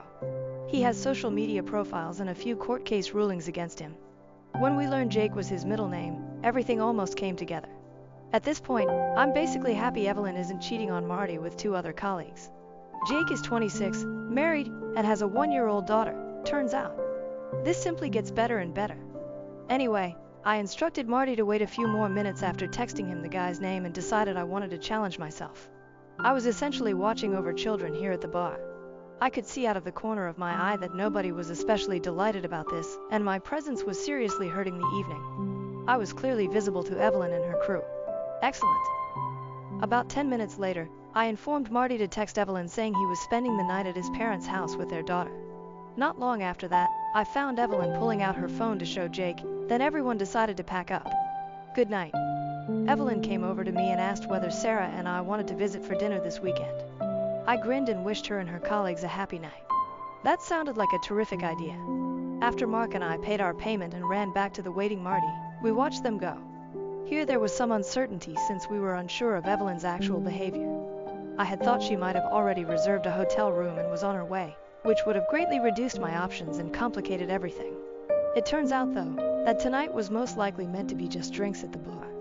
It wasn't until Marty chose to spend the evening at his parents' house that it became anything more. Evelyn headed straight home, and we trailed behind her, parking down the street and keeping out of sight. Not long after that, another car drew into Marty's driveway. We watched Jake get out, approach the door, knock and be met by Evelyn. They entered together. At this moment it's roughly 7:30, and tonight I have personal business to attend to. As a friend, I believe I have done rather nearly all I could have for Marty. He can manage the remainder alone. I mean, I feel awful for the guy, absolutely, but I don't want to participate in this drama any more than I already do. Given my circumstances, it seems excessive for me to be the wingman for him facing his cheating wife. Marty says it's good. He will do the rest himself. Evelyn, perhaps he is more of a man than you could have imagined. He visits Evelyn's automobile, picks my equipment, and we say farewell. That was practically 2 hours ago. My phone hasn't been blowing, hence I'm not sure what's going on with Evelyn. I did get one text message from Marty indicating it was done and he was heading to his parents' place for real this time. Ever then, I have been at Mark's. That sums up my role in Marty's narrative essentially. He entered the house recording with his phone if he was wise and followed my counsel. Later on I will find out. Still, my first focus is getting home to tell Sarah the wedding is off. She almost certainly will take it poorly. There is no way she won't. But as I mentioned, right now I simply cannot get married to her. Though I'm not sure what the future holds for us or whether we will live with each other or not, most definitely we are not getting married anytime soon. For those who keep repeating, why didn't you speak with her first? Why did you not face her? Are you folks dumb? I have to ask. She stone-cold lied in front of her brother-in-law, whom she has known for roughly 10 years and allegedly believes to be a truly wonderful husband and father. I'm not wired that way. Maybe you are foolish enough to believe that someone can lie that ruthlessly to someone they should care about and then give you the truth. I never had cause to doubt Sarah or not trust her until that point. She was physically unreliable in front of my face and I should let it go or expect her to be honest with me. You probably have no idea what it's like to have your whole perspective of someone change suddenly. It's confusing and, quite honestly, a little panic-inducing. Since it brought me to the truth, I'm actually surprised I kept my head and followed my instincts instead of rushing her right away. If she had lied to me and then deleted those text messages, I would never have read the terrible things she said, never seen how crafty and two-faced she could be, and never learned how little I really knew about her. It would have been shockingly simple for her to lie to me and then erase those texts. I'm headed home to chat to Sarah. I will notify everyone later with the official result. Not expecting it to be a nice one. Here's still another update for you folks. I suppose there is plenty to cover and that much has transpired. If I'm honest, most of it hasn't been that outstanding. Actually, it has been quite shoddy, but I will get to that. I started off somewhat late that evening, leaving Mark's residence. Though she had no idea the company was really her sister's affair, Sarah already knew I was out talking business with him. Still, it was approaching an irrational hour, partly because I was trying to muster the strength to go home and confront her. Following 2 or 3 pep talks from Mark, I finally got off my keister, texted Sarah that I was heading home, and drove away. As I mentioned in the last report, I was really taken aback when I arrived, since Evelyn was sobbing on the couch with Sarah when I stepped into the house. This was most likely the last thing I expected, since Evelyn's car had disappeared from the driveway when I returned home. I stopped momentarily and almost spun around and left. I thought Evelyn's presence would make a terrible scenario a million times worse, so this was not how I expected this to be going down. Still, I had plans for which I wished to advance. The symbolic clock was running in the back of my mind. I had friends to tell and wedding plans to cancel. Both Sarah and Evelyn glanced up at me in thanks when I walked into the room, but the litany of charges never materialized. I just looked back, questioning my eyes. The moment passed. Evelyn returned to crying. Sarah returned to consoling, and I let the awkward half-minute hang in the air as I considered. Marty seemed to have neglected mentioning my help with Evelyn's affairs discovery. Not for any other purpose than to watch how Sarah responded, I chose to play dumb. I settled on a reclining chair, dropped my laptop bag, and pulled my phone from my pocket. I pretended to be fidgety with it, then asked them, "What's going on?" Evelyn simply kept crying, but Sarah turned to look at me and said, "Marty is divorcing Evie." Well, certainly, I figured as much. I chose to forward with the obvious inquiry. "What for?" I said to her. Sarah looked at me and stopped massaging Evelyn's back momentarily. Her face seemed to twist and distort practically. Imagine the look a 5-year-old produces when you order them to finish their lima beans or eat their broccoli. Evelyn looked at Sarah a way I wouldn't have known from a sister, and there was a pregnant silence until Sarah blurted, "She cheated on him." Now, I have to admit, this answer really stunned me. I had definitely not expected this. Indeed, the more cynical readers here could believe that, well, the cat was out of the bag, so there's no point in hiding it. And indeed, that is accurate. She could have, however, equally easily pretended to be ignorant, or perhaps phrased it another way. Like Marty accused Evie of cheating, instead of essentially verifying it to my face. Though it's part of my job to pay attention to not only what people say but also how they say it, so maybe I'm being pedantic here. Evelyn wasn't happy about this. She sort of sank into the couch a little and performed this unusual simultaneous sigh and sob. I must have stammered a little, but I wanted to keep on and head for the gold, sort of speaking. Sarah most likely saw it as shock, and although she would have been right in a sense, just not in the way she would have anticipated. "Do you know?" Sarah nodded, her hand still massaging her sister's shoulder. She said nothing. Not slow, I asked the clear follow-up. "How long?" 6 months came back far more readily than I had anticipated. Her easy admission to it startled me. Evelyn was startled as well. She smacked her sister's hand off her, and I believe even Sarah was slightly startled to say it aloud. Leaning back in the recliner, I got ready to pull the rest of the band-aid clear. "We aren't planning to get married." From both sisters, there were 2 looks like surprised goats and a chorus of "What?" Rising, I repeated myself, "We're not getting married. Not for 6 months especially. I cannot wed someone who would hide infidelity." Sarah jumped off the couch and opened her arms. The body language screamed, "You can't be serious." But I merely put my palms in front of myself. "I take this seriously. Not little, I dislike this. I can't get married to you with way I feel, and I dislike that you participated in this. One would make a mistake here." The waterworks began right away, and even Evelyn performed the perch-like mouth action meant to be sucking air. Wails from Sarah, claims of not loving her, appeals to my sense of obligation, lost money, trouble for all our friends, humiliation of it all. Though it was really nothing I hadn't considered, hearing Sarah express it through agonizing sobbing felt quite different. I responded, "Look, I already canceled the honeymoon," trying to persuade Sarah of the finality of it all. "Well, maybe not, since I have no idea how long Marty would have kept my involvement in everything off the books. Not happening is what I'm saying here. The second it left my mouth, I realized it was a bomb, and the explosion was almost instantaneous. To her credit, Evelyn had always been really fast on the pickup, which most likely helped her fool her husband for so long. When she combined my look at the bar earlier in the evening with her awareness, I could almost see the realization setting in on her. She yelled, "You son of a expletive," and shot across the room at me. Though I'm not a big man now and I'm not slouch either, the power Evelyn threw at me caused me to lurch backward. I hardly had time to grab my hands before her finger-based raking of my face began. I nearly dropped the phone I still had in hand, but I pushed her away and yelled very loudly, "Evelyn, get off me! Sarah, get your sister in line!" Evelyn sprang for me once more, but shockingly Sarah wrapped her arms around her sister's waist and kept her in place as asked. Holding my phone up for emphasis, I exclaimed, "Get out of here right now, or I am calling the police," at Evelyn. Sarah urged us both to cool off. She doesn't have anywhere to go right now," she told me, and Marty took her car keys. That explained the empty driveway automobile, but it didn't really matter. With Evelyn, I was 100% through and I wanted to make sure she knew it. I marched into my house office, slammed the door, and called the police. I said I had locked myself in my office, had been attacked by the sister of my fiancé, and that I was bleeding from my face. My vision was fuzzy and Evelyn had scraped me really nicely around the inside of my left eye. I was afraid for my life. I even informed them I had on my phone the whole fight captured. Sarah knocked on the door just as I was wrapping out my call through. Kindly leave. We have to discuss this. Kindly, I love you. Please, do not do this. We have no need of doing this. Even Evelyn wants to apologize. She feels guilty. Though Sarah was clearly losing her expletive, I'm rather confident last one was a lie. I ignored her, and her attempts to cajole me from the office stopped most likely just as the cops arrived at our front door.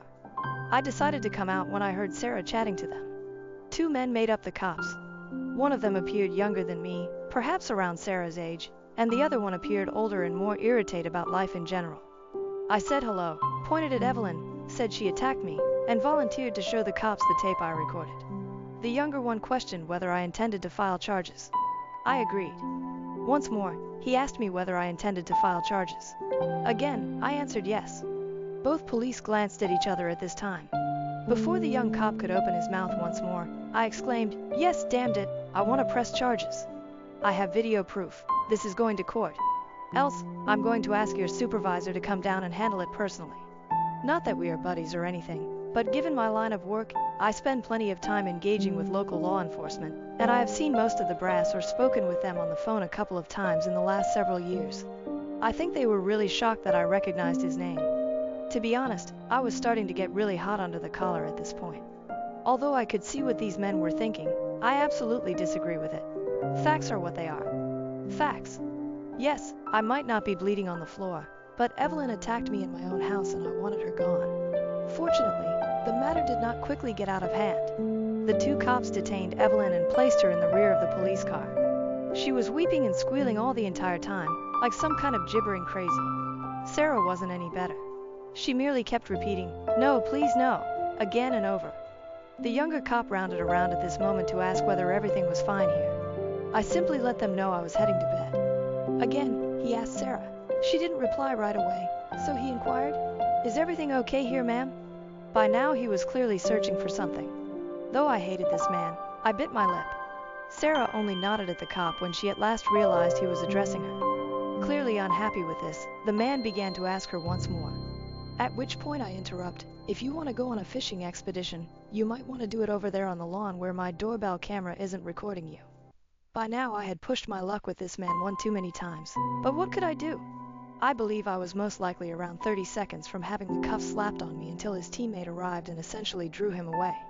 Presumably in his late 50s, he was an elderly man who most likely didn't want to handle two arrests straight at the start of his shift, particularly given one of them clearly would be more hassle than it would be worth. He most certainly guided him out of it, and they left carrying Evelyn away and hopefully permanently out of my life. By now I'm considering whether or not I want to remain here. My parents reside a few hours away, and considering how poor I will be in the near future, ruled out either their apartment or a hotel, so I just chose to sleep in the guest room. I told Sarah we would talk tomorrow, that I was sleepy and didn't want to be bothered. She made some fruitless attempts to persuade me to interact with her in conversation or sleep in our bed. She let me alone, thankfully, and I crashed harder than I had in years. which basically puts us up to current with the most recent upgrade. But, dear Reddit friends, let me tell you this. The next day was most certainly the strangest effing day of my life. I first got up at 11 a.m. Sarah had cleaned the house from top to bottom. She was still home. I mean, the floor gleamed, the toilet shone. I could lick the bathroom's linoleum and it would have most likely been minty fresh. She clearly had been busy, but when she noticed me she sort of hovered out of direct range, not exactly interesting but seeming like she wanted to say something. I understand. Last night was horrible for everyone and she was most likely unsure. Did I just call off the wedding right in the middle of things? Was I treating this seriously? Was I genuinely furious? Breathing deeply, I told her we had to stop our conversation. I considered rebuffing her when she tried to seat next to me on the couch, but I didn't. We were not getting married, so I didn't have to act like I disliked her since, honestly, I didn't. Though I was mildly appalled by some of the things I had read in her text interactions with her sister, I was disappointed in her. Yet, we were both hurting here and I didn't want to make it any more complicated than it already was. For Sarah to really and completely believe the wedding was off, I had some more convincing work. She was not responding well, that is, understated. She was absolutely wrecked. She was, I believe, occasionally hyperventilating. Though clearly not only was this my idea, but I had also had more time to come to terms with it. I was keeping it together better.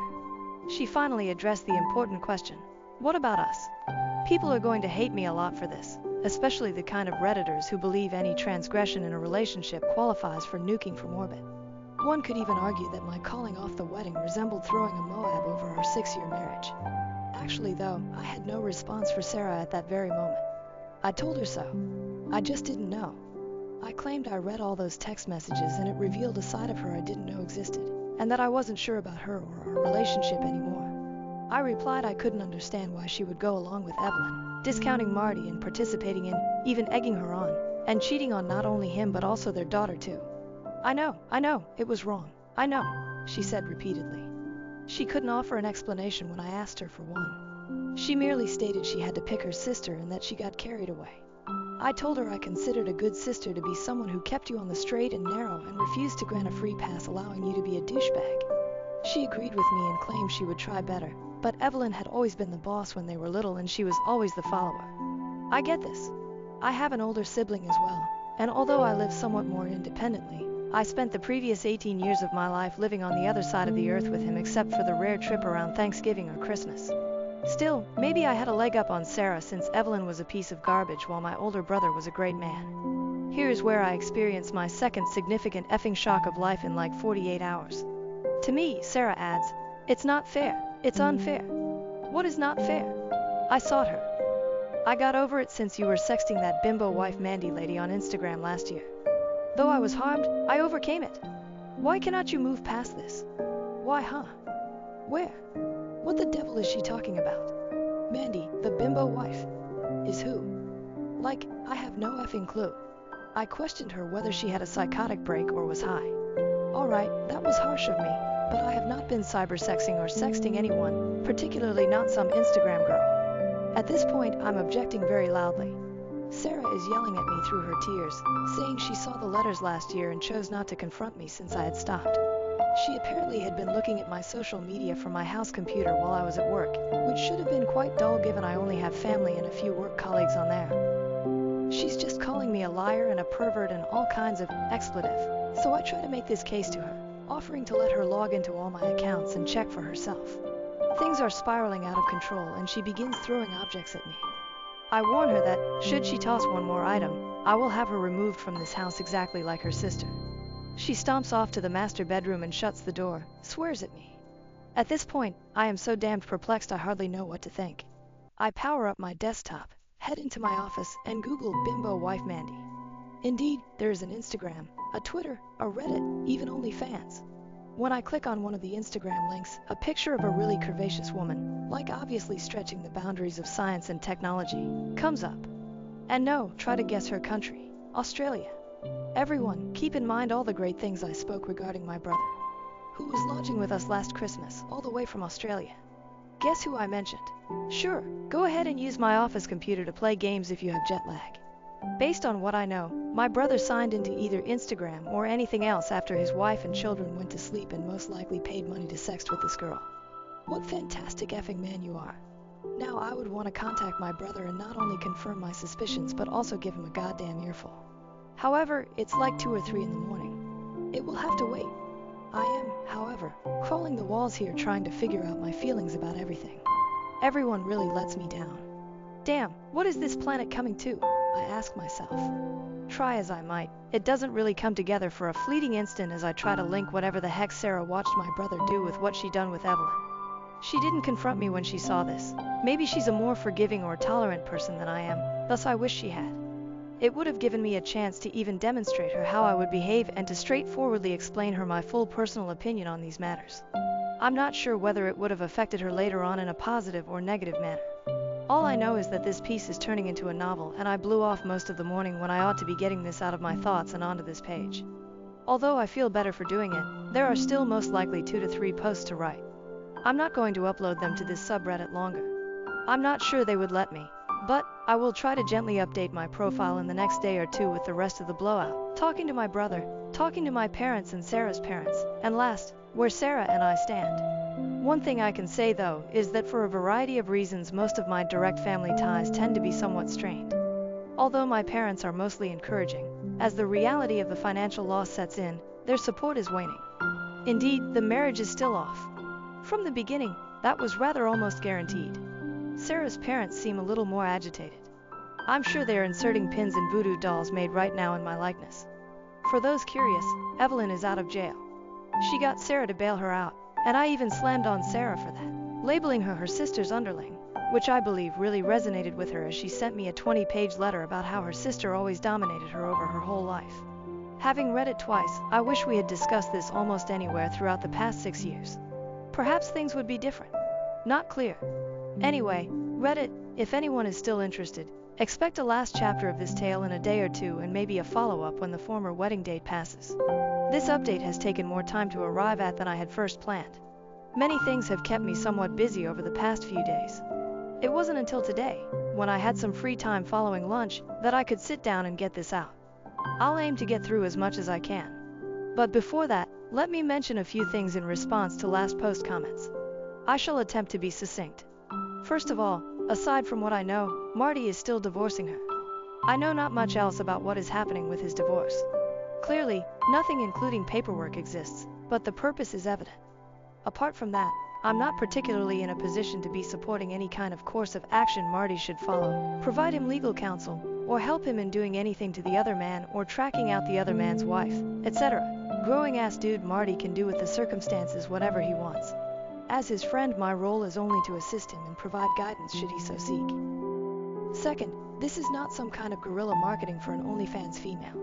If it was, I should have posted it on the initial post, which was seen by nearly 3 million people in first page of Reddit. Given that this post became somewhat famous on Reddit, it's not really surprising that bimbo wife Mandy, another Redditor, happened to be following the narrative and spotted her name.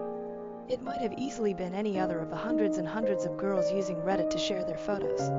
And briefly speaking of Mandy, I have in fact chatted with her.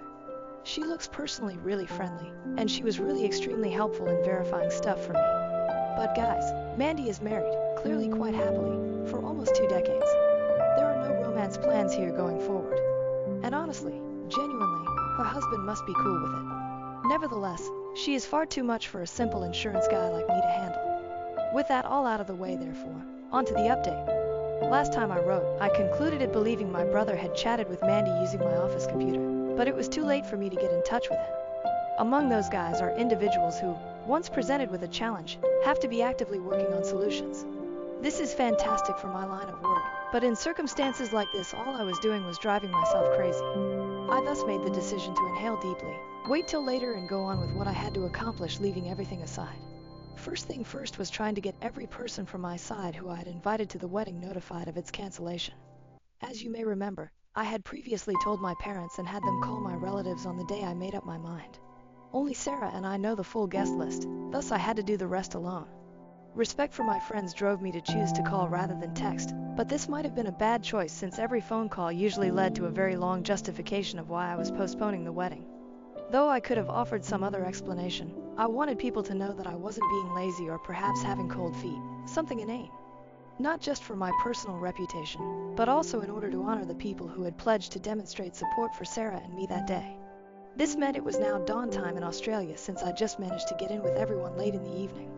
Though I knew what I had to do, I wanted to be sure my ducks were all in line, so I paused in the kitchen to make a sandwich. Sarah wasn't home, I noted. When she departed and settled down to eat and consider what to do about my brother's predicament, I had no idea. For simplicity here, let's name my brother Carl. Carl and I have always been really close, even though he is 13 years older than me. In my life, he was this kind of quasi-parental agent, as he was already well on his way to become an adult by the time I could have long-term memory. He was always kind with his time, played with his younger brother when other teenagers would most likely have avoided such an activity like the plague, and generally seemed to me growing up to be rather mature and wise. Simply said, I really respected him. I was still getting used to the concept that he had been sexting a female not his wife in my house, and I had to make decisions. Talking to him about it was clear-cut, but at this point I didn't know if I cared about having him confess only to clear my name, considering how shoddy my relationship with Sarah was. Anything may be saved though? For minimum propriety at least, I had to holler at him about this and persuade him to stop. I wasn't sure though, if I should tell my sister-in-law about it or not rat him out. Everything rested on what he said me and whether or not I trusted him. After eating, I got onto Facebook and video phoned Carl. Carl is nearly always available during the day and now works largely from home as a remote office worker since his expertise is IT. And today was exactly the same. It hardly rang more than once or twice before his response. We greeted one another, exchanged some niceties, and then I just sort of jumped into it and asked him whether he had been using my computer to sex chat with ladies on the internet when he was visiting me. Carl's expression froze, and he bent over the camera's out-of-frame view, clearly closing his office door. Definitely yes, I did. Ask me why? He asked me. Under my breath, I swore and told Carl Sarah had believed his flirting was me since he used my computer. I told him I wasn't glad to pay the hit for him, and I questioned him straightforwardly whether Karen knew about this or not. He hesitated for a few seconds, stammered over his words, then looked a little ashamed and answered, "No, Karen didn't know. He would want it kept that way." He continued by saying that, mostly in the bedroom department, their relationship had been very difficult since their youngest was born 4 years earlier. Carl had always been a quite reserved guy, particularly in terms of personal details. At least he had always been that way when he was chatting to his much younger baby brother. But this time he merely let it all fall out. Things had been horrible. Karen was always exhausted no matter what he did or how much he helped around the house. He had been bored of being turned down. Eventually, this resulted on issues on his side. Some type of performance anxiety on the few times Karen would actually feel up for some bedroom fun, and things just grew worse from there. Basically, there's no amount of socks picked up, laundry folded, dishes washed, or time spent minding children that would get me laid. It was just not happening, he stated. So I started to spend time in my office at night working. He even used the finger quotes to convey this.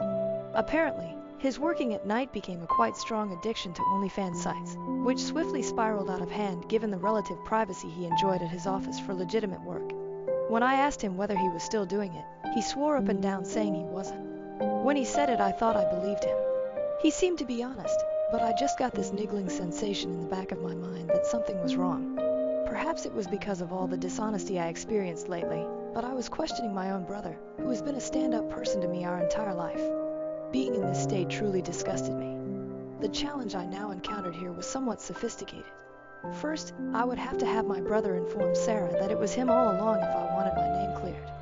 But if he did that, then there was no assurance Sarah wouldn't angrily tell Karen. Though at the same time I didn't know if I felt comfortable perhaps throwing a nuclear on my brother's marriage over something he not only stated he stopped. Personally, I thought it would be better if Karen knew. This sort of moral gray area is what I find. Though I didn't know exactly what to do, I urged him to notify his wife about this and start marriage counseling. They had been coming for the past 6 months, he added, and while it was beneficial, receiving a prescription for some generic Viagra had truly helped him. I really spit-took at that, carefully misting my computer screen with water.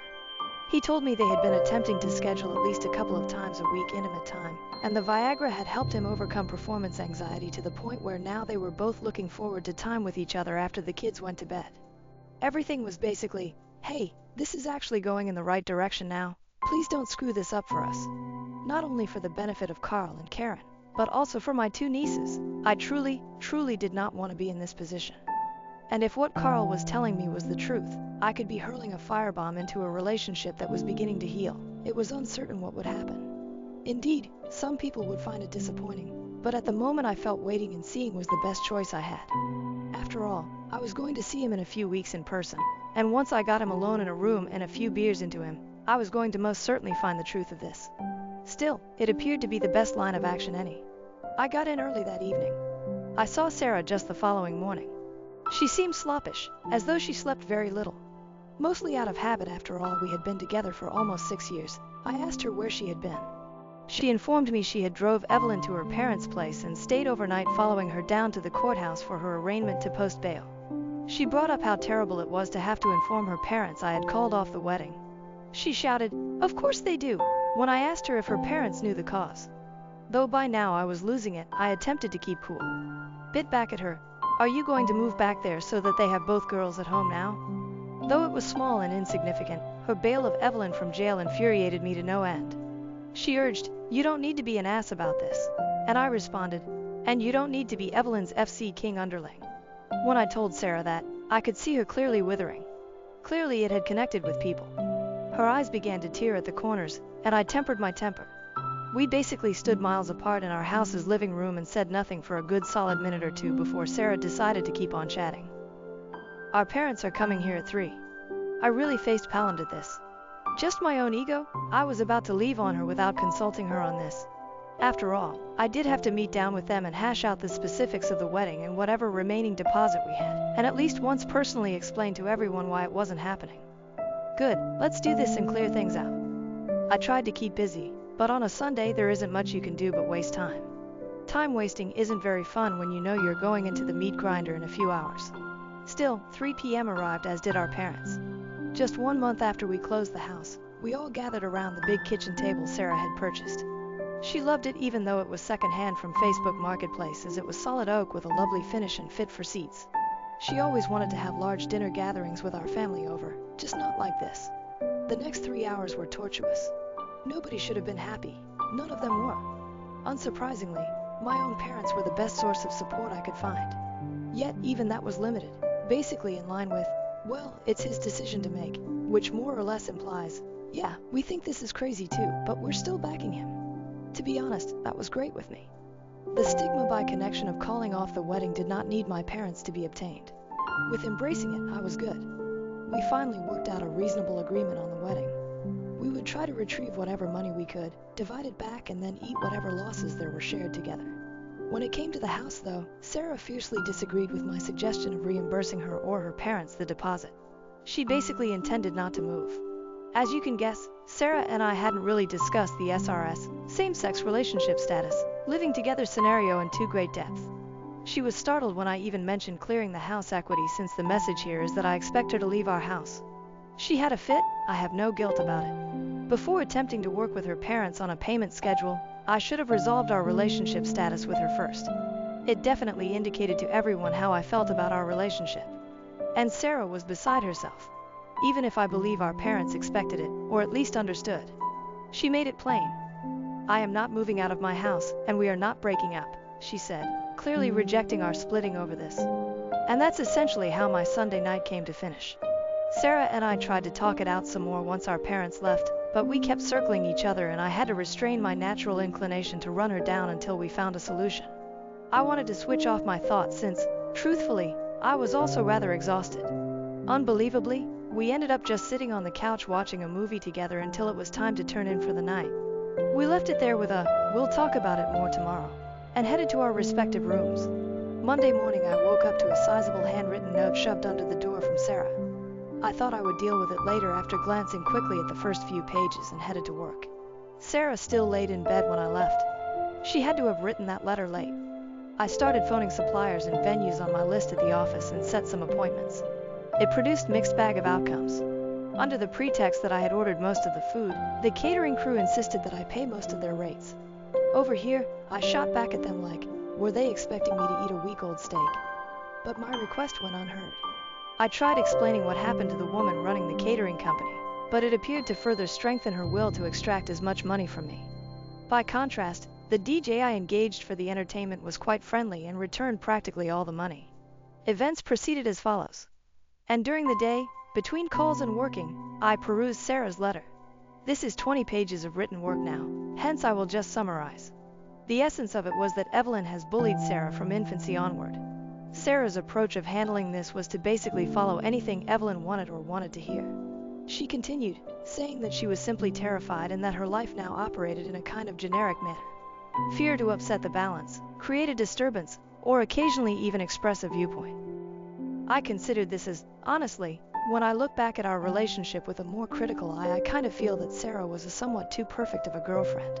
She never disagreed with me, never chose her plans over mine, or even fairly argued too forcefully against anything I wanted to undertake. She deliberately tried to be helpful and, generally speaking, behaved more or less like a yes woman in our marriage. Until now, we had never even so much as had a mild debate in 6 years, let alone a full-fledged fight. From a relationship's position, everything sounds fantastic. Until naturally, it isn't.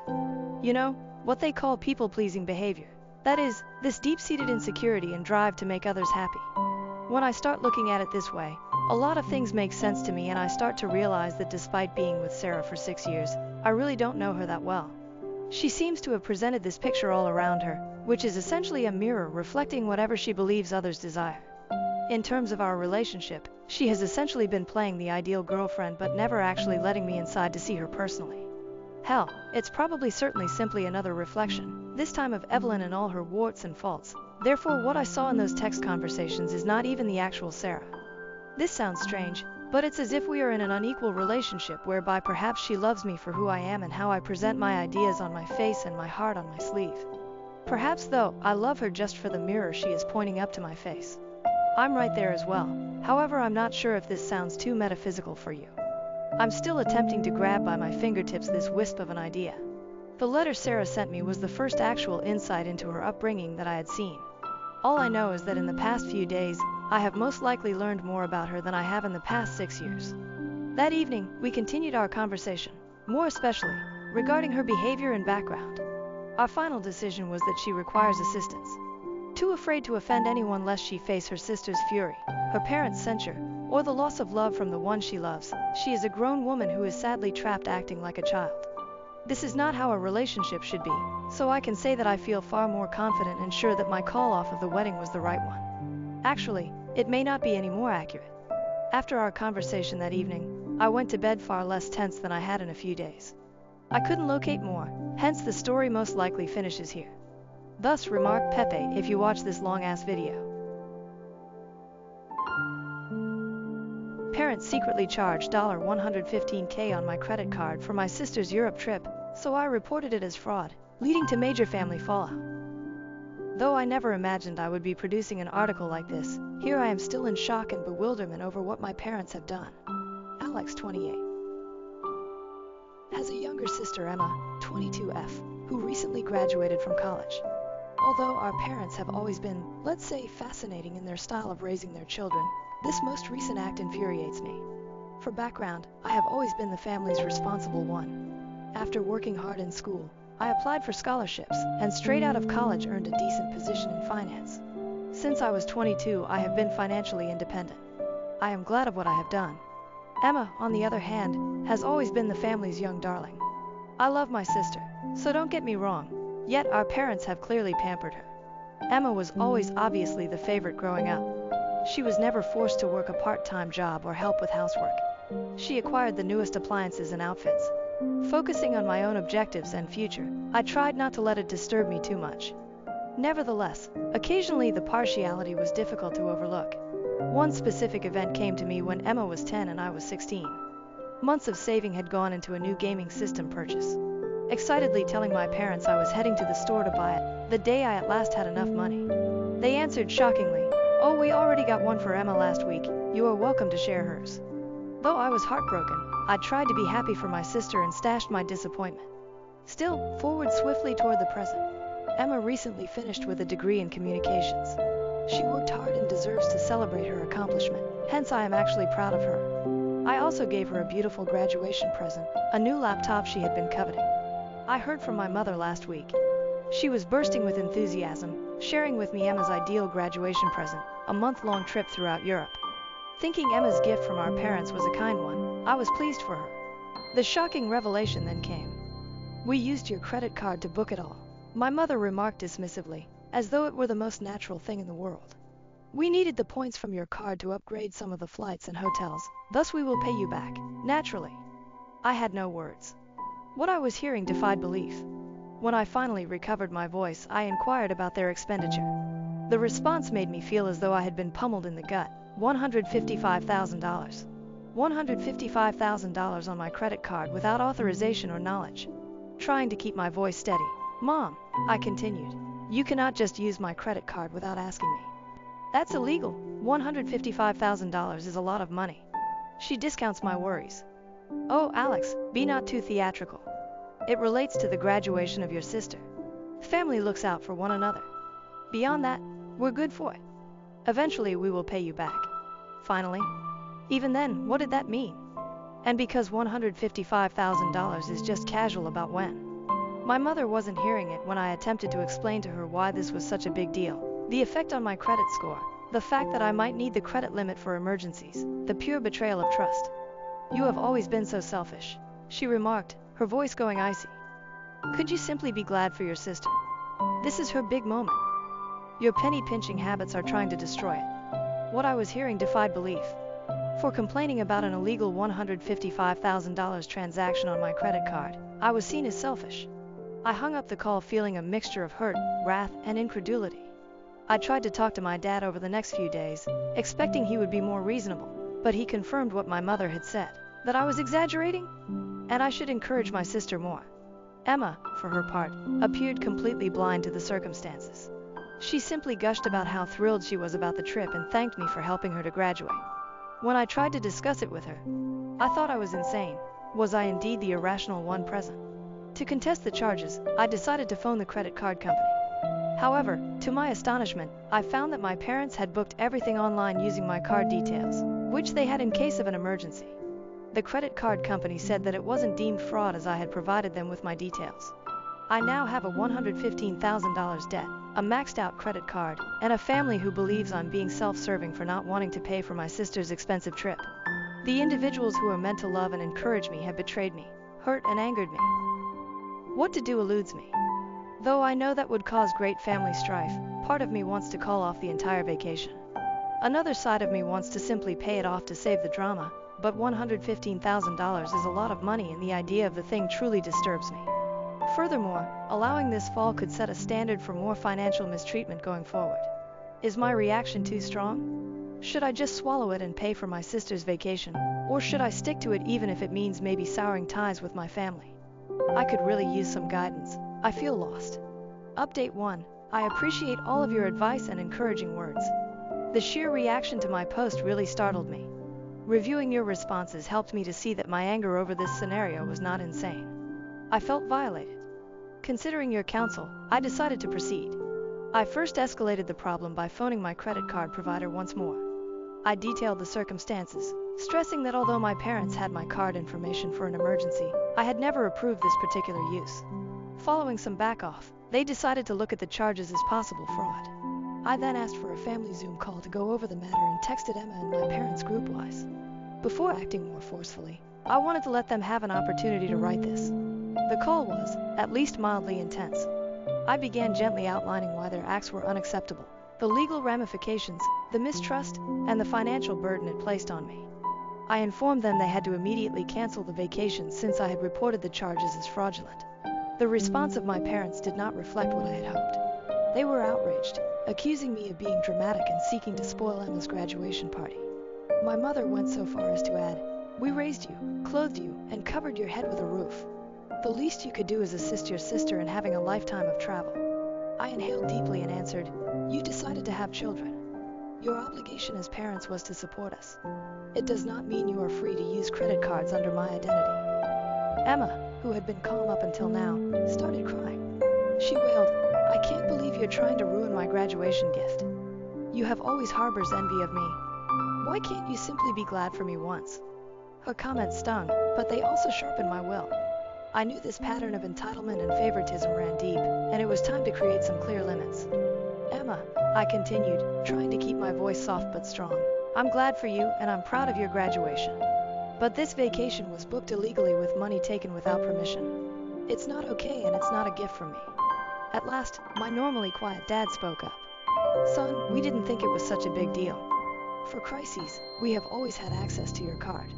As a family, we simply reasoned that this one occasion would be acceptable. What I was hearing defied belief. Dad, this was not an emergency and $155,000 is not a small sum. You cannot only choose to spend my money without consulting me. Emma was crying. My parents were furious, and I felt exhausted but determined when the call finished. Insisting that I was overreacting and that they would reimburse me shortly, they refused to call off the trip. Following the conference, I moved forward. I told a buddy of mine, a lawyer, the circumstances. He cautioned me that, should I decide to take legal action, what my parents did was in fact illegal and grounds for legal action exist. I also reported the illegal credit card use by going to the police station. The officer I spoke with took down all the specifics and was sympathetic. He advised me that although following charges would probably cause a significant divide in my family, I was quite within my rights to do so. About what to do going forward, I'm still divided. I adore my family, on one hand, yet I get nauseous thinking about suing them. Conversely, their behavior is inappropriate, hence if I do not act strongly right now, this kind of behavior may resurface in the future. I have chosen to wait and see for now what results from the credit card company's inquiry. To stop any more illegal usage of my information, I also froze my credit. This whole scenario has let me know I had to set more rigid rules for my family. Though I've always attempted to be the peacekeeper, that is, to straighten things out and maintain everyone's happiness, I have let myself be repeatedly exploited in doing so. Though I'm hurt and outraged, I also feel an odd sort of empowerment. I'm standing up for myself and saying no, this is unacceptable, for the first time. Though unpleasant and frightening, it also seems vital. Again, thanks all for your support and guidance.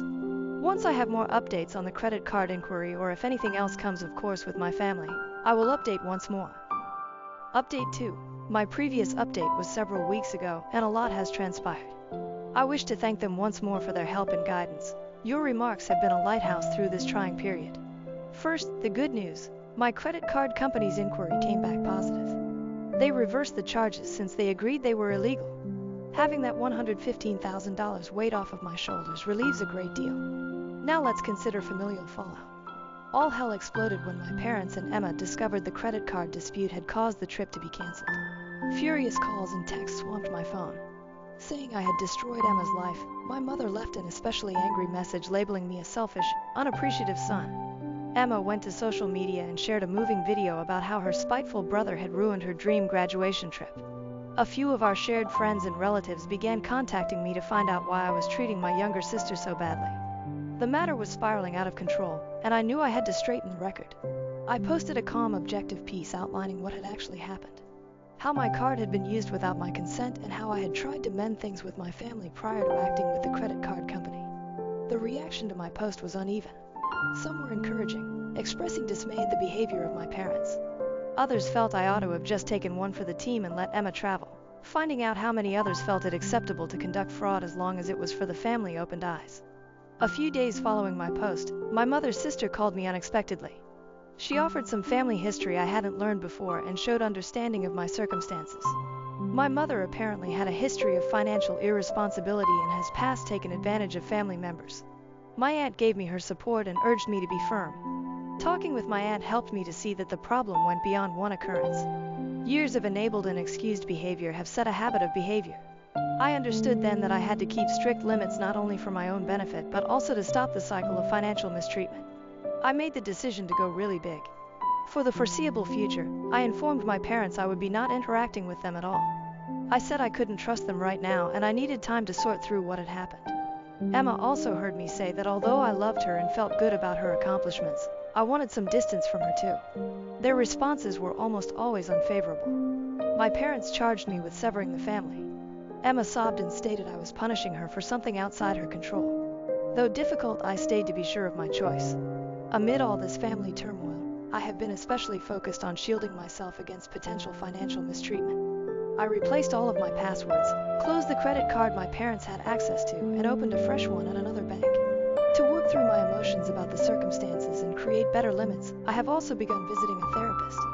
One unanticipated benefit of this whole process is that it has brought me closer to a few relatives and my aunt, who contacted me to provide encouragement.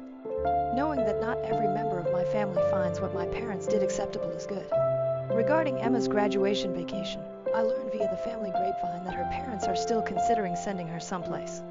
Though I keep reminding myself that it wasn't my obligation to offer that for her, part of me feels bad about her missing the Europe vacation.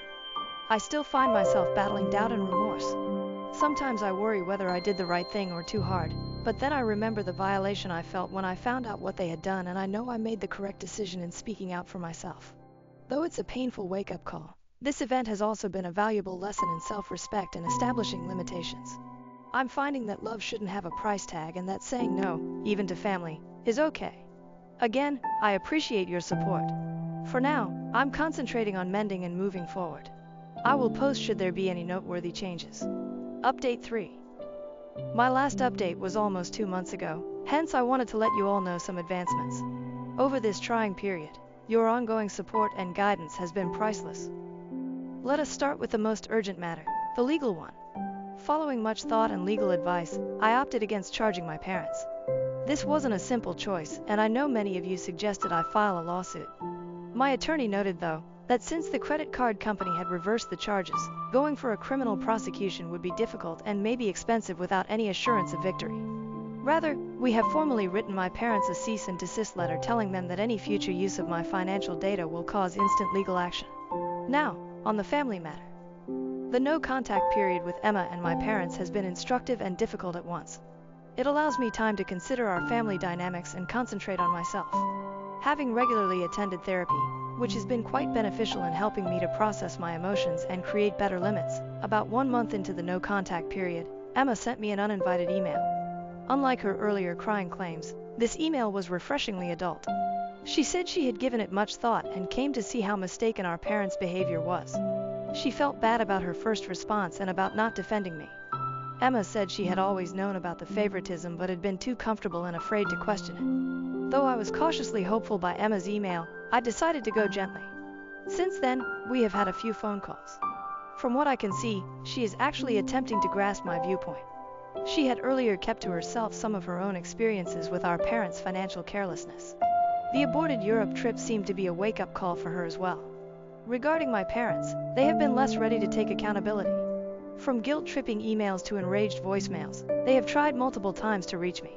One day, my mother even showed up at my apartment without warning, creating quite a disturbance in the corridor. Though it was tough, I stayed my ground and avoided interacting. The extended family dynamics have been conflicted. Some families have been encouraging, especially my aunt who first got in touch. She is now a great friend and ally. Others, using the "but their family" justification, nevertheless encourage me to reconcile with my parents.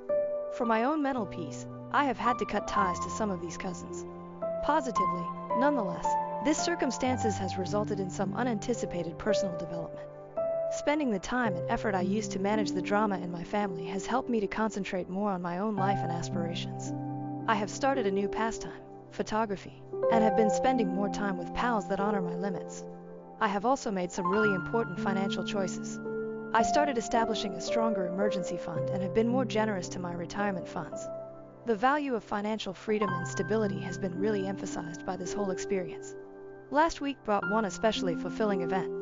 At work, I got a promotion accompanied by a significant wage raise. I might have felt obliged in the past to tell my family this news and the money gained. This time I celebrated privately with a small group of close friends, glad of my achievements free from guilt or obligation to share. Regarding Emma's graduation vacation, my aunt told me our parents ultimately sent her on a 2-week California tour. Emma apparently had fun with it. Looking ahead, I'm somewhat hopeful but yet wary. I have chosen to keep my parents under no contact for at least 3 more months. I need more time to recover and evaluate whether they can honor my limits. Emma allows me to gently restore our friendship, but I'm moving carefully and keeping clear limits. This encounter has really helped me to learn about the real meaning of family, standing up for myself, and establishing limits. Family, I've come to see, is about love, respect, and support as much as blood ties. The friends and relatives who have supported me during this struggle have shown me what actual family entails. About financial freedom, I have also gained a useful insight. Although I have always been frugal with money, this scenario has made me especially more alert. On all of my accounts, I have added extra security measures. I have also become more aggressive in safeguarding my financial data, even from relatives. particularly during family gatherings I missed because of the no-contact policy. There have been times of uncertainty and grief. Mother's Day proved especially challenging, but I remind myself that my mental health and personal development depend on this distance. One unanticipated result of this is that I have started to be really helpful to friends handling personal family financial problems. Many people have come to me seeking guidance on establishing limits and handling financially reckless family members. Being able to guide others through the same circumstances makes one feel wonderful. Regarding my parents' financial circumstances, my aunt has told me they are having trouble. Apparently, they had been depending on my credit for purposes beyond Emma's vacation. This has caused some conflict between them since my dad holds my mom responsible for pushing too far with the credit card theft. Though part of me feels bad knowing they are facing money problems, I tell myself that their bad financial choices are not my duty to correct. Emma has offered some observations on how our parents responded to all of this. She adds they still don't really know why I responded so passionately. They can't understand why I'm making such a big deal out of it. They view their activities as natural family behavior. This ignorance irritates me, but it also helps me to realize that I made the correct choice in separating myself. After much thought on my early years and early adulthood, I came to see trends of financial and emotional control I had accepted. Though it's been a difficult journey, it also releases something. I'm learning to validate my own emotions and experiences apart from parental approval. Regarding my personal life, I have lately started dating once more. Dealing with all this familial drama, I had been reluctant to interact with anyone. But lately I came across someone who has been rather sympathetic about my circumstances. Though early days, it feels fantastic to be developing a relationship with someone who upholds my values and limits. I'm also thinking about drastically altering my life. Though I have always wanted a master's degree, I put it off somewhat because of worries about how it would affect my capacity to support my family financially. I'm now really researching programs and thinking about diving in. Making decisions grounded just on what's best for my future and me feels empowering. I find as I draft this update how much has changed in a few months. The first shock and resentment had subsided to be replaced by a cool determination. I'm actively building the life I want for myself, not only responding to the behavior of my family. To those of you perhaps handling such familial problems, I want to say it gets better.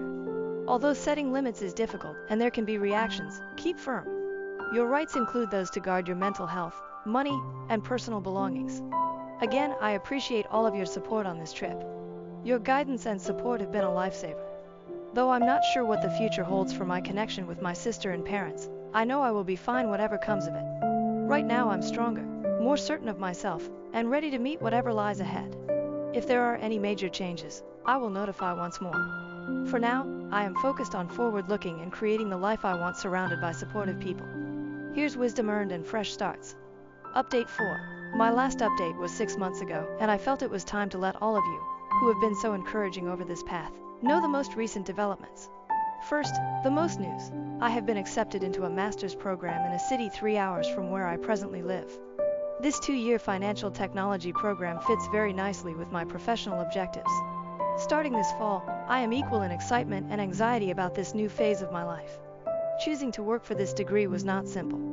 It involves quitting my career, relocating to a new place, and starting some student debt, but it also means making investments in my future, in the manner I have always wanted. I came to see that I had been holding back, constantly weighing how my choices might affect my family. It seems quite freeing to now be choosing based on what would be best for me. Regarding my family, things have changed in ways I never would have predicted. 2 months ago, the no-contact period with my parents formally came to an end. I agreed to a family therapy session run under the direction of a professional therapist. It was quite strong. Defensively still believing they had done nothing wrong, my parents arrived, but as the session went on, some shockingly real facts emerged. My dad had hidden from everyone, including my mom, a large loss of money from a poor investment. For months they had been covertly struggling financially, and they looked to my credit card to keep appearances. Many tears and accusations followed from this insight. My dad felt guilty of his bad financial choices. My mom felt deceived by his silence, and both of them at once seemed to realize the weight of what they had done to me. Although this justification does not absolve their behavior, it did enable me to see the desperation driving their bad decisions. The therapist guided us through some of these problems, and for the first time both of my parents sincerely apologized. Monthly family therapy sessions are going to continue under our agreement. Though I'm still keeping strict limits and it's a gradual process, I feel cautiously hopeful about reconstructing our connection on better terms. Emma has kept developing and maturing. She moved into her own apartment and started working full-time in order to reach financial independence. Our conversations have become more frequent, and I feel as though I am first starting to know my sister as an adult. She has even sought guidance on saving and budgeting, which is a major advancement in our relationship. Personal-wise, the relationship I highlighted in my last update has evolved into something unique. Though it means we will be doing long distance for a period, Sarah has been quite encouraging of my choice to return to school. Her own experiences with establishing limits with family have made her a great source of insight and encouragement. Financially, I am in good shape. Thanks to the encouragement I got, I was able to somewhat offset the expenses of graduate school and save a sizable sum for my move. I have also started to defend my financial data far more aggressively. I recently had to turn down an attempt by a distant relative to guilt me into co-signing a loan. Though it wasn't easy, I stood my ground and felt good about imposing limits. I've been thinking about how much has changed since that first startling phone call from my mother concerning the credit card charges as I get ready for this next phase of my life. The hurt and resentment I had then have mostly disappeared. Instead, I now feel empowerment and self-assurance I never realized I had. This process has taught me so much. Even, and especially, with family, I now see the value of establishing and upholding limits. True family, whether related by blood or by choice, promotes your development and respects your boundaries. I have come to see that it is okay to give my own well-being and future top priority. Thank you to everyone who has tracked my narrative and provided encouragement and guidance along the road. During some quite trying circumstances, your words have been a lighthouse of strength and clarity. To anyone who might be experiencing similar family conflicts, know that it is possible to emerge on the other side wiser and stronger. I am excited and full of possibilities as I pack my flat and get ready for this new journey, not something I have felt in years. I'm glad of how far I have gone, and I am excited about what the future presents. I'll be busy with my move and starting school, hence I might not update again for some time. Nonetheless, I will always be appreciative of the help I have gotten here. Here are fresh starts, acquired knowledge, and the bravery to design the life we wish for personally. My girlfriend of 10 years left me after getting pregnant with my younger brother. Now, 6 years later, a terrible event has unfolded. For the past 6 years, I, 32M, have been living apart from my family following a terrible tragedy that split our family. I will try to precisely convey the complete scenario.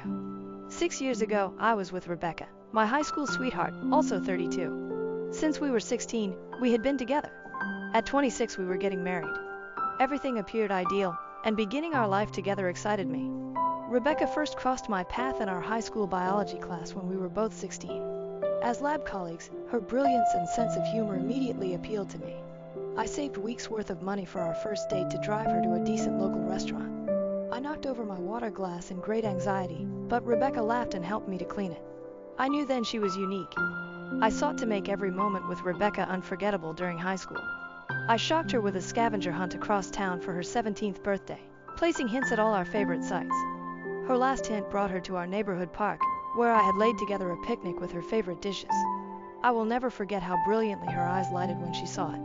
I was resolved to make our long-distance relationship work when we started different colleges. Whether or not I had homework, every weekend I would drive 3 hours to see her. During test weeks, I would deliver her care packages loaded with her preferred treats, stress-relieving tools, and handwritten letters of encouragement. I worked additional shifts at my job after graduation, when we both returned to our hometown, to save for a dream trip for us.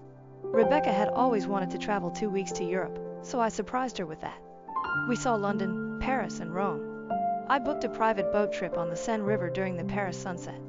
With the Eiffel Tower gleaming behind her, I can still see her looking so gorgeous. I totally backed Rebecca when she said she wanted to return to school for her master's degree. I started a second job to cover living expenses and her education. Though I had to get up early for work the next day, I would remain late with her, testing her for exams and correcting her papers. I meant to recreate our first date for our 10th anniversary. I set aside the same table at the same restaurant, dressed similarly, and even planned with the waiter to unintentionally drop my water. Saying it was perfect, Rebecca laughed so hard. I proposed under the stars and took her to the beach following dinner so we could kiss first. Looking back now, considering all these memories hurts. Driven by my heart and soul, I really felt we were creating a life together. Knowing how much I loved her and how quickly she seemed to toss all aside makes the treachery burn much more. Rebecca came to me with startling news a few days before our wedding. She reported she was pregnant, but the baby wasn't mine. She had long been cheating on me with William, my younger brother. She was sure the baby was his. She had done the arithmetic. Though I was devastated and angry, what hurt even more was Rebecca telling me she had emotions for William and wanted to wed him instead of me. My entire life seemed to be collapsing all around me. Angry and hurt, I went to tell my parents everything. Though I anticipated them to be as startled and disturbed as I was, to my surprise they appeared strangely cool about the whole matter. William was always considered by my parents as their golden kid, hence I never expected this degree of treachery. I should be glad for my brother, they advised. Even more thrilled about being a grandma, my mother totally ignored how I would feel about the circumstances. What I was hearing stunned me. It felt as though in a moment my whole family had turned against me. The individuals meant to be supporting and loving me were advising me to simply accept this great betrayal and pretend as though everything was normal. Unable to handle the treachery from not just Rebecca and William but also my parents, I had to make the tough choice to leave. I packed, relocated to another city and cut off all communication with each of them. 6 years ago is when that was. My father phoned me a few times throughout all that year, but those exchanges were always tense and awkward. William, my mother and Rebecca never contacted me at all. Not even knowing the name of William's child, my own nephew, as best I could, I tried to move forward with my life. Though I struggled to trust after what occurred with Rebecca, I concentrated on my profession, established new acquaintances and even began dating once more.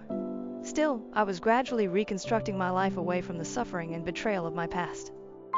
Then a few days ago, out of the blue, my mother called me urgently. Her name on my phone screen astonished me given all this time. She seemed angry when I responded and said William had suffered a horrible accident. Now he was paralyzed and helpless of working or looking after his family. Hearing this news set me in a range of feelings. Hearing about William's accident surprised and depressed me. Even with all that happened, he remained my brother. But another side of me felt enraged that this was the reason my mother was suddenly getting in touch after 6 years of no contact. Her words next infuriated me even more. She informed me the family needed me. She specifically wanted me to return and act as William's child's father figure, supporting Rebecca in running the family while William healed. I got enraged. How could she possibly believe this was a reasonable request after all that had happened? I told her quite definitely not. She and my father had decided to back Rebecca and William over me, and I reminded her that they had betrayed me in the worst sense imaginable.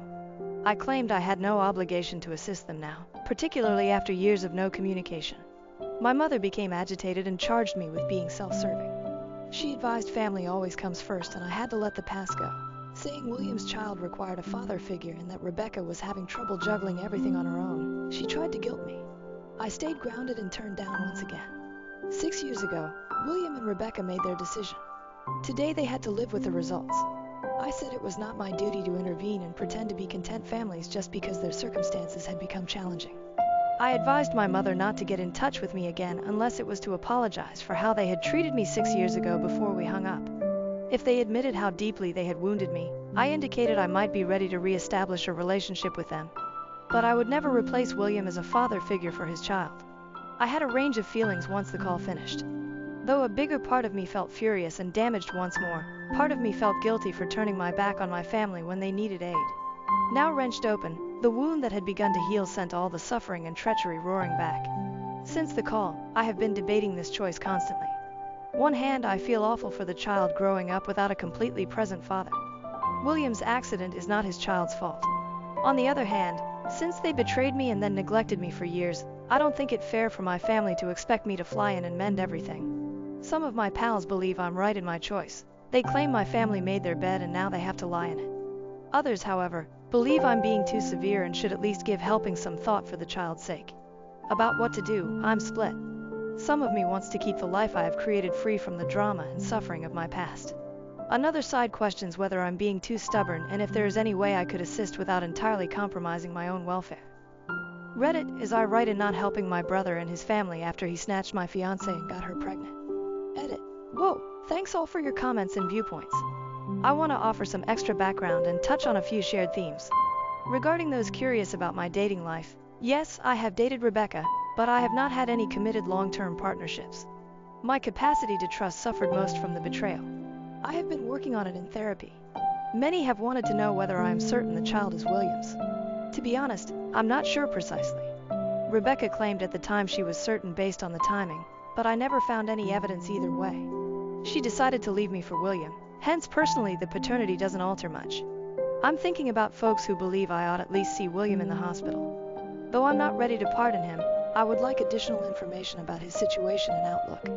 A few remarks noted the possibilities of financial assistance apart from direct engagement. I hadn't given this any thought before, but it could be interesting. For those intrigued about my father's calls over the years, they were essentially surface-level exchanges. The relationship stayed tense since he never admitted the damage done or apologized. A few inquired about other family members. Though they reside in separate states and weren't closely involved in the matter, I have a few relatives I still contact. Though most people feel I owe them nothing, assisting might offer me peace. I will give this viewpoint considerable thought. I value it. I appreciate it all once more. Reading your remarks has helped me to consider the complicated and emotionally charged circumstances that exist here. I'll let you know should any noteworthy changes occur. Update. My last post was a couple weeks ago, and a lot has happened. I wanted to let you know how things stand. My parents persisted even if my first response to aid was negative. Almost every day my mother phoned. Even my father started getting in touch more regularly. Telling me how much William and his family needed my support, they kept urging me to change my mind. I first disregarded most of their calls and texts, but after weeks of non-stop correspondence, I became tired. Though I was still enraged over all that had transpired, a tiny bit of me was fascinated about William's situation. At last, following almost 3 weeks of this, I made the decision to pay William a visit in the hospital. I reminded myself that was only to find out how severe his illness truly was, not because I was thinking of volunteering. My tummy knotted when I got to the hospital. After not seeing any of my family members personally for 6 years, I wasn't sure how I would respond. William was laying in the hospital bed as I arrived into his room.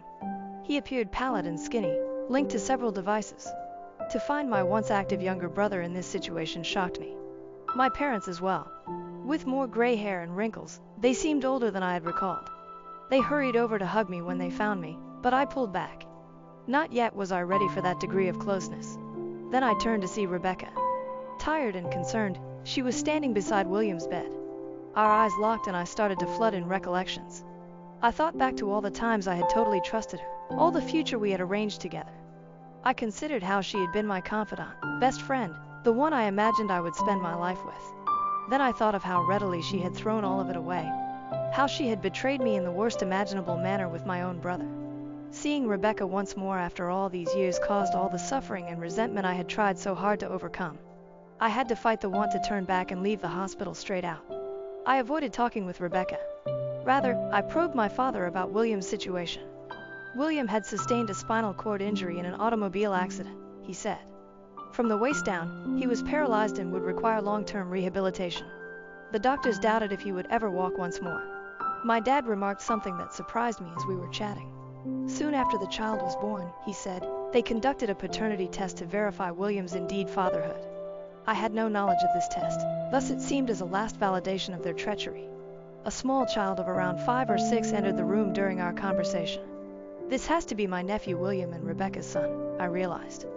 The lad seemed perplexed and perhaps afraid of all the medical machinery. Rebecca first brought him to me as his uncle. Mostly just saying hello and asking him about his favorite toys and games, I spent a few minutes with the youngster.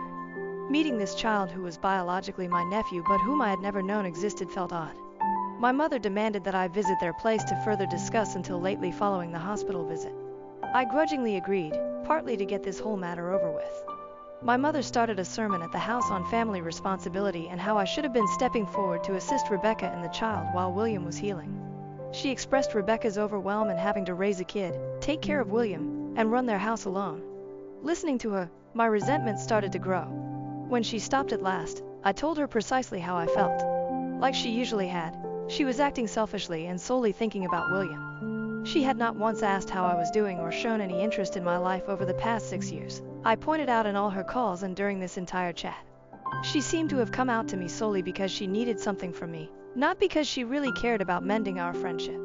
Even after William had deceived her so terribly, I stated it stung that she appeared more worried about his welfare than she ever had about mine. Saying that of course she loved me, my mother tried to defend herself, pointing out that William's position was an emergency. She stated, I had a duty to help, as the healthy brother. I inhaled deeply and told her my ultimate choice. I responded that although I could not give up my own life and peace of mind to assist William's family, I felt pity for his situation and for the difficulties they were confronting. I said I wasn't ready to give up all of the years I had been constructing a new life for myself, working over the trauma and betrayal they had given me. I told her I might be ready to see them once more in the future, but only if they were ready to own how much they had offended me and begin to re-establish trust. I made it plain that this connection would not call for my filling in for William or serving as a father figure for his son. My choices infuriated my parents. They said I was forsaking my family when they most needed me, that I was selfish, but I insisted. 6 years ago they supported William and Rebecca above me, therefore making their choices. Now they had to deal with the results of that choice. I informed them before I went that, while I was open to remaining in touch and maybe working on our connection over time, only if they could respect my limits and show real interest in my life, not simply what I could do for them. That evening's drive home brought a range of feelings. Particularly considering William's son's growing up with a crippled father, part of me felt bad for not assisting more. Still, more of me felt relieved. At last I had spoken up for myself and established reasonable limits with my family. I came to see that although family relations are vital, they do not grant anyone permission to mistreat you or exploit you. Years of mending from their treachery had gone, and I wouldn't be ready to relive those scars just because they suddenly felt they needed me. My parents have phoned a few times in the weeks following that trip. Though the talks have been strained, they seem to be trying to probe my life rather than merely discuss William. Though it's a little step, it offers me hope that perhaps our connection will develop in a better shape with time. Right now, I'm mostly concerned with my own life and welfare. Reconnecting with my family has brought up emotions that I have begun seeing a therapist again to work through. I'm also putting myself into my work and hanging out with buddies who have helped me through all of this. Though I'm not sure what the future holds for my family, I am sure I made the best choice for me. Though only on my terms and at a speed I'm comfortable with, I am open to gently restoring our relationship. I appreciate all of your help and guidance during these trying circumstances. Though I feel like I at last found some closure, it has been a difficult few weeks. I am ready to go forward with my life. My mom abandoned me, and my cruel stepdad kicked me out. Years later, they're back begging for help, and I told them this. For the past 5 years, I, an 18-year-old man, have lived with my mother and stepdad. My life changed dramatically when at 10, my biological dad died in a vehicle accident. For my mom as much as for me, it was a trying period. For a few years, we battled both financially and emotionally until my mom met Mark when I was 12. They spent a year dating before getting married when I was 13. Mark clearly didn't like me right from the start. He always saw me as a burden and a continual reminder of my mother's previous relationship. That day they were wedded to me. I noticed Mark staring coldly, calculatedly while everyone was celebrating. Though I dismissed it as simply wedding day nerves, it made me shudder. Growing up, I made every effort to fit in with Mark. Along with maintaining my grades and helping him with yard work or watching football, activities he liked, I worked around the house. Still, it never was sufficient whatever I did. He would always find means to denigrate me or make me unwelcome. Mark would criticize me for not being his actual son or for simply squandering room in his house. If it were up to me, you would be out on the street where you belong, he would say, or, you're lucky your mother loves you because no one else would put up with a useless kid like you. Though they hurt, I tried not to let them define me. When she saw these exchanges, my mother would try to referee, but she usually sided with Mark to diffuse conflict. She might remark, he doesn't mean it that way, or you need to try harder to get along with Mark. In my own house, I felt as though I was continually treading on eggshells. As I aged, things grew worse. Mark insisted on my paying rent when I reached 16 and started working part-time at a nearby grocery store. Though she felt it was a little harsh, my mother agreed it would teach me responsibility. So a good amount of my little pay went to Mark every month, leaving me nothing to save or spend on myself. My mother recently landed an incredible job overseas. She could possibly acquire a permanent job from a 6-month contract she was presented with in Europe. I could see the thrill in her eyes when she initially told me about it. I had not seen her genuinely delighted about something in years, but worries about living alone with Mark soon eclipsed my delight for her. I told my mother about how Mark treated me when she was away, therefore expressing my worries. I related stories of events when he would accidentally ruin items I cared about, such as the model airplane my dad and I created together before he passed away, or how he would forget to buy groceries I could eat knowing I had dietary restrictions. My mother dismissed it, saying Mark was merely tough and I was exaggerating. She advised me to give him an opportunity and that living together might strengthen our relationship. That day my mother left was among the toughest of my life. I hugged her tightly while we stood at the airport, stifling tears. Though I wanted her to stay, to not be left with Mark alone, I couldn't bring myself to slow her down. Mark laid his hand on my shoulder as she passed the security checkpoint. Though his hold was agonizing, to anyone observing it would have looked like a consoling action. His voice chilly, he continued, "Let's go home, boy. Things are going to be different now." And they were different as well. Things plummeted from the time we arrived home. Mark started screaming at me for the most minor transgressions. Should I leave a dish in the sink or arrive home 5 minutes later than usual, he would yell. Once on my way to school, I unintentionally left a light on in my room. Mark had taken out every light bulb from my room when I returned. "You don't deserve to have any if you can't remember to turn off the lights," he remarked, grinning. Saying he was merely letting me stay because of my mother, he threatened to kick me out several times. "One incorrect move," he would counsel, "and you'll be out on the street. And who do you suppose your mother will find credible? Me, her devoted husband, or her unappreciative kid brat?" Though I tried to keep my head down and avoid confrontation, it was getting intolerable. My mental health was failing and I couldn't concentrate on my academics. I was depressed and concerned all the time as my grades began to slide. Several times I called my mother to let her know what was occurring, but she always appeared preoccupied and advised me to sort it out with Mark. Her voice sounded stressed about her new employment, and I didn't want to aggravate her problems. About 2 months into my mother's absence, one evening things got out of control. Covering a sick colleague, I had been working late at my job. When I got home late, I contacted Mark to let him know. But when I got there, he was waiting for me, enraged. He accused me of lying, of doing drugs or running afoul of the law. He labeled me useless and declared he was bored with having me around when I tried to explain. Driven by a flash of wrath, he seized a box containing old pictures, my dad's watch, and school keepsakes and threatened to toss them. I begged him to stop, and in the struggle the box dropped and its contents spilled over the floor. Mark topped me as I hurried to gather my things. "This ends now," he snarled. "I will throw you out myself. I want you out of my house by tomorrow." That was the final straw. I knew I couldn't stand it anymore. I packed a bag with basics and departed in the middle of the night once Mark turned in for sleep. After a few days of crashing at my best friend's house, I discovered a small room to rent using part-time job savings. I didn't notify my mother right away since I wanted to spare her from stress and compromise her employment possibility. When she returned, I reasoned I would explain everything.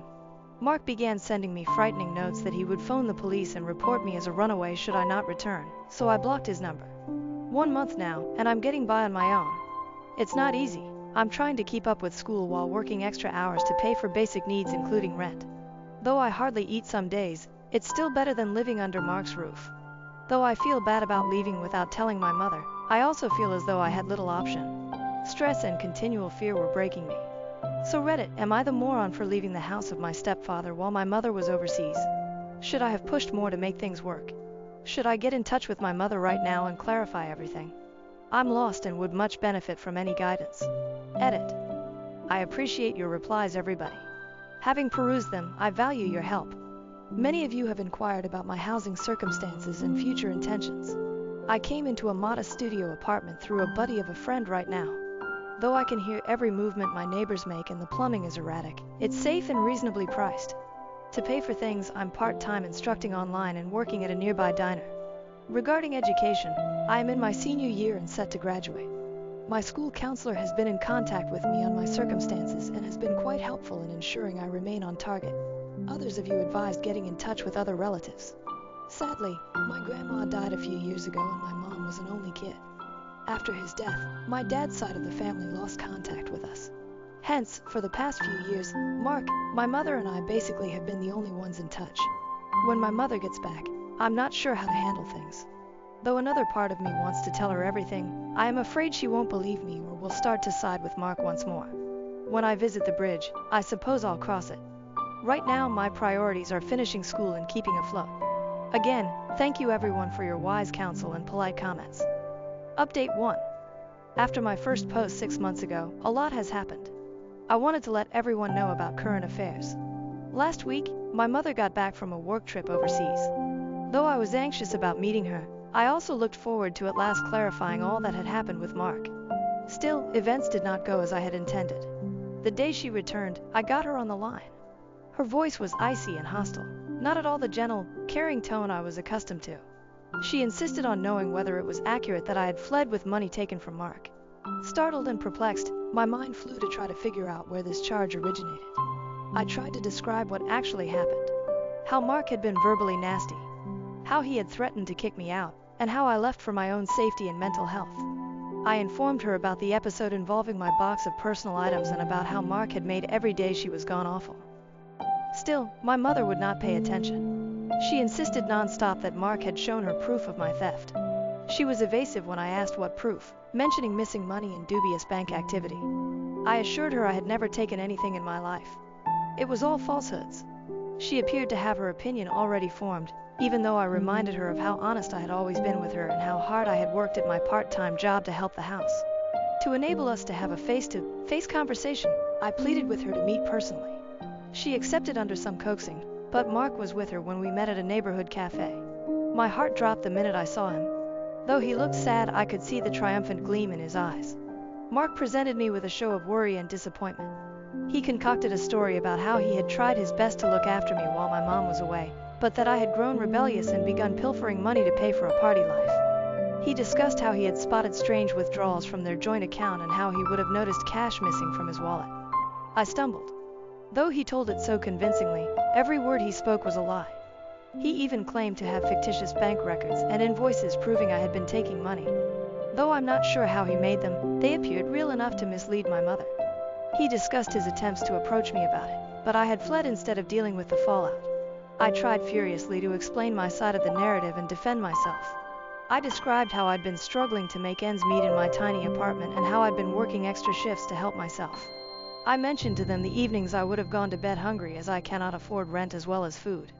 I begged my mother to remember how I had always been conscientious with money, how I had never given her any cause to question me before. But Mark had obviously been working on my mother for several weeks prior to her comeback. Her belief of me as a troubled, unappreciative child who had seized advantage of her absence was shaped by his poisoning of her against me. He presented himself as the victim, a worried stepfather limited to helping his wayward stepson. Seeing the sight of disappointment and wrath in my mother's eyes was the worst of it. She said she had trusted me to behave while she was away and she couldn't believe I would treat her this way. She accused me of trying to assign blame and fabricating falsehoods about my loving stepfather when I tried to explain about Mark's behavior. Her voice breaking, "How could you do this to us?" she asked. "We gave you everything. This is how you reimburse us?" Her comments ripped right through, each one like a physical blow. Her own son Mark seemed to me incomprehensible as she believed him over me. My mother informed me at the meeting that she wanted time to consider what to do going forward. If she didn't trust me, she stated she cannot have me back in the house. I watched Mark comfort my mother by putting his arm around her shoulders as they exited the eatery. I got queasy looking at it. I kept trying to get in touch with my mother throughout the next few days, hoping she would listen to me free from Mark's influence. She either answered with brief, icy texts instructing me to quit lying and take accountability for my behavior or ignored my calls. I was quite hungry, hoping they may be able to talk some sense into her. I contacted a few of Mom's friends. Alas, it appeared Mark had also gotten to them. They all told me how let down they felt of me, how they couldn't believe I would have stolen from my own household. My mother finally sent me a lengthy text message stating she had decided it would be better if I stayed away from home. She claimed she needed time to get through everything and that she felt rather let down in me. She advised me not to get in touch for a little while. I felt crushed. Along with losing my house, I had lost my mother, the one I considered to be always on my side. Mark had turned her against her own son by totally controlling her. The next several weeks blurted together. Trying to forget the huge void in my life where my family used to be, I pushed myself into work and education. Often lying awake at night, I struggled to fall asleep and found myself wondering what I could have said better to make my mother believe me. I replayed the talks in my mind. My grades began to slide once more, and I ran the danger of not graduating. It took a worried teacher dragging me aside to get me out of my slide bag. She questioned what was wrong when she observed my alterations. Hesitantly at first, I told her all. She thought of me surprisingly. She assisted me in contacting a social professional and a school counselor capable of offering me tools and assistance. Their assistance allowed me to get back on track with my academics and even obtain some extra financial aid to cover living expenses. I'm now figuring out my next moves.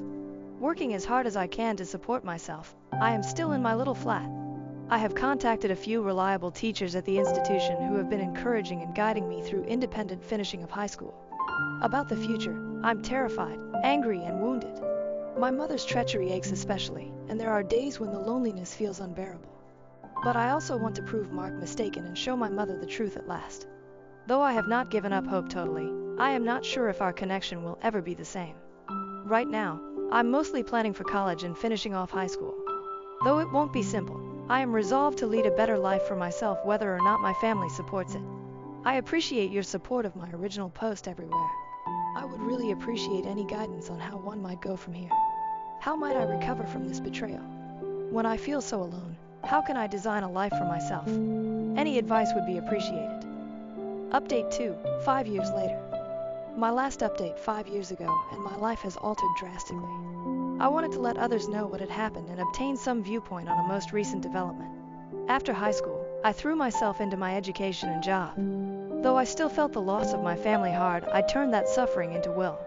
Majoring in computer science, I secured a scholarship at a state institution. I balanced several part-time jobs to make ends meet. Freelancing web design, working at the university library, and even weekend pizza delivery. Though it was demanding, college also released me. Living with Mark, I felt free from the continual anxiety and terror that had dogged me for the first time in years. To help me through the pain of my past, I began visiting a therapist and befriended people who grew to be like family. After graduating with honors, I found work directly out of college at a bright tech startup. Though I worked long hours and under great pressure, the work was challenging and I loved that challenge. Being appreciated for my work ethic and abilities felt fantastic, something I hadn't lately experienced. I have ascended in the company during the last 3 years. Originally a junior developer, the higher-ups were drawn to my commitment and creative ideas. Within a year, I was elevated to team lead. Lately, I was assigned lead developer for our primary offering. Our startup recently attracted a sizable investment, which sent us into the major tech industry ranks. Along with stock options that might be quite valuable should the business keep expanding, this brought a sizable pay rise for me. For the first time in my life, I am comfortable as well as financially steady. Along with moving into a decent apartment and even beginning to save money for the future, I bought my first car. I never spoke with Mark or my mother during this period. Particularly during holidays and events like my college graduation and career promotions, it was difficult. There were evenings when I would lie awake wondering whether my mother ever considered me, whether she ever regretted choosing Mark above me. But I concentrated on starting a new life for me and assembling a selected family including mentors and close friends. Out of the blue last week, I got a call from an unidentified number. My response caused a hush, then I heard a voice I hadn't heard 5 years ago. Mom was it. Her voice sounded worn out and desperate, nothing like the confident, loving mother I knew from my early years. She informed me Mark and she were having money problems. Mark apparently had some poor investments, and their property was about to go under foreclosure. Mark has been unemployed for the past year since his company he worked for filed for bankruptcy. They were drowning in debt after devouring their savings. My mother said she was sorry for all that had transpired years ago. Her voice broke as she said she had come to see Mark had controlled her over time. She admitted she had been carrying guilt for years and she regretted not trusting me. She asked whether we might get together to try to heal our relationship and to go over things. I froze. I had dreamed of this for years, my mother recognizing the truth and reaching out to re-establish contact. Now that it was occurring though, I experienced a rush of emotions, optimism, resentment, grief, and residual betrayal. After a protracted silence, I decided to see her at a cafe, the same one where we had our confrontation 5 years earlier. It startled me to find Mark and my mother there when I got there. With her grayed hair and worried lined face, my mother seemed older and exhausted. Mark's shoulders dropped and his eyes downcast suggested he had lost the cocky air he formerly possessed. More specifically, they said they were months behind on their mortgage payments and that the bank threatened to seize their residence. When his company closed, Mark lost his career.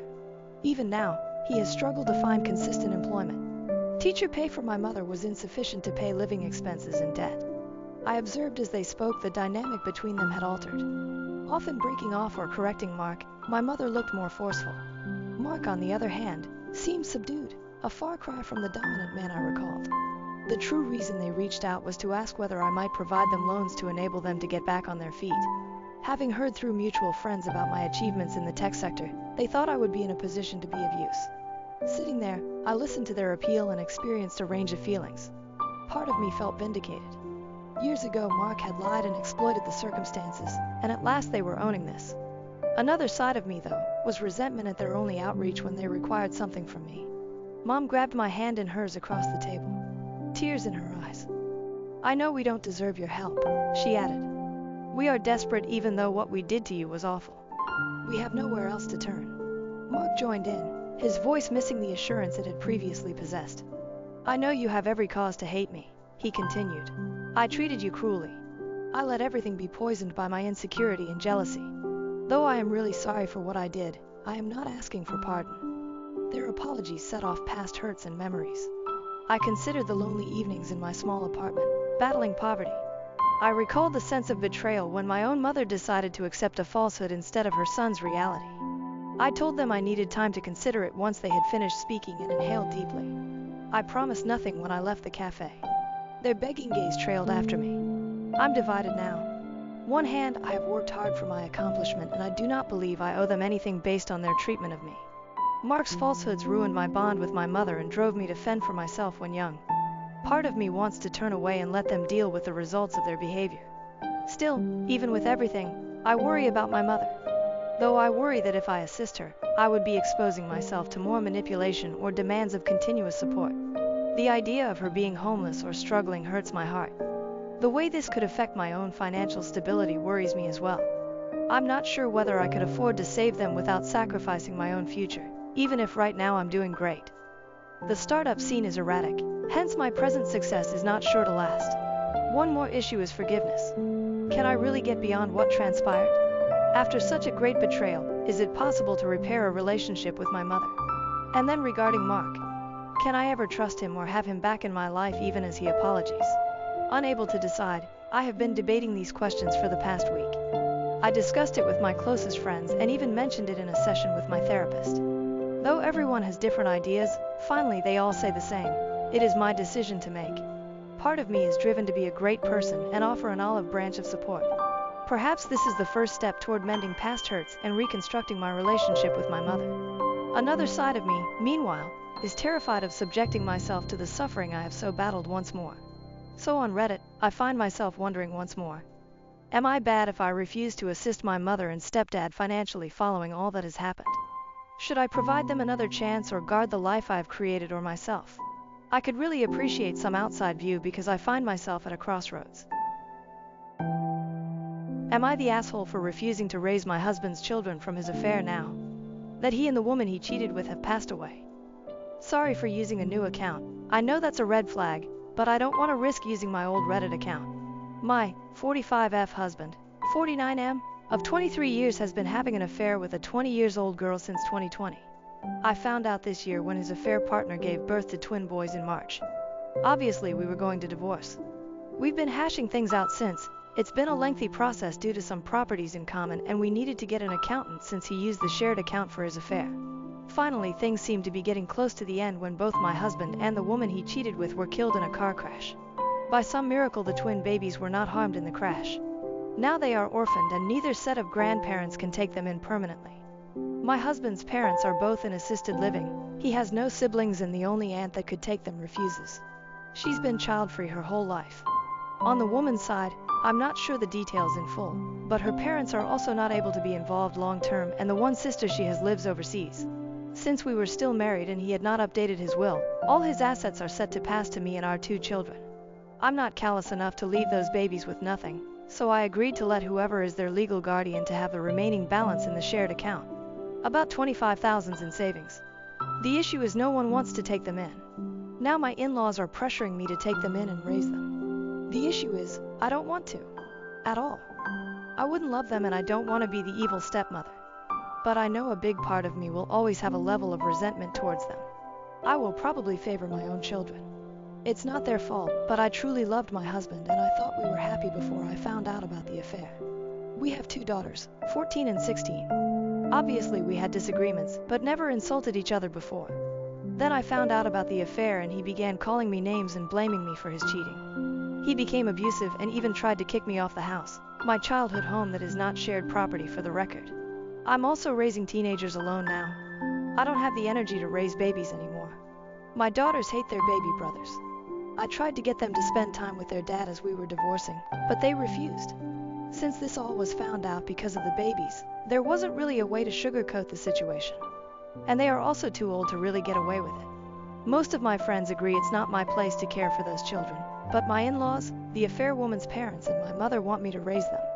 I know my mom is just having grandkids fever, but it hurts to not have her support. I have to make a decision by next week or the boys will be going into foster care. At the moment they are temporarily placed with their maternal grandparents. I feel horrible, but I am very sure I can't take them in. Small update. Hey everyone, this blew up far more than I thought, and I appreciate the well wishes for my girls, the boys and myself.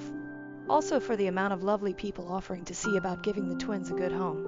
I might not be their mother, but it does touch me and makes me glad there's good people out there. After thinking carefully and speaking to my lawyer, reading responses, doing research, etc., I plan to speak to the grandparents tomorrow and refuse to take legal guardianship of the boys. I will let them know of the usernames of people that offered meetings for private adoptions or fostering, but my daughters are my priority. It'll be up to the twins' grandparents to decide if they'll proceed with adoption, keep them, or turn them to the state. I wish I had the mental capacity to be the person to do this, but I have 2 girls that are going through a lot and they need my full attention. I'll also be talking to the lawyers to figure out if the boys have any inheritance claim properly. If they do, I'll separate it and leave it to the lawyers to do what they need to do for them to have access when it's best. If they don't, I'll find a way to ensure they have access to the $25,000 I was going to give them since the beginning. I won't do more, however. My moral compass might be biased, but I don't believe I'm obligated neither morally or legally to do more than what the word of law says. I can't help everyone and I shouldn't have to. I have 2 girls that lost their father, 2 girls that need therapy, 2 girls just about to get to college. They've gone through enough without seeing their mother favor the children of their father's mistress.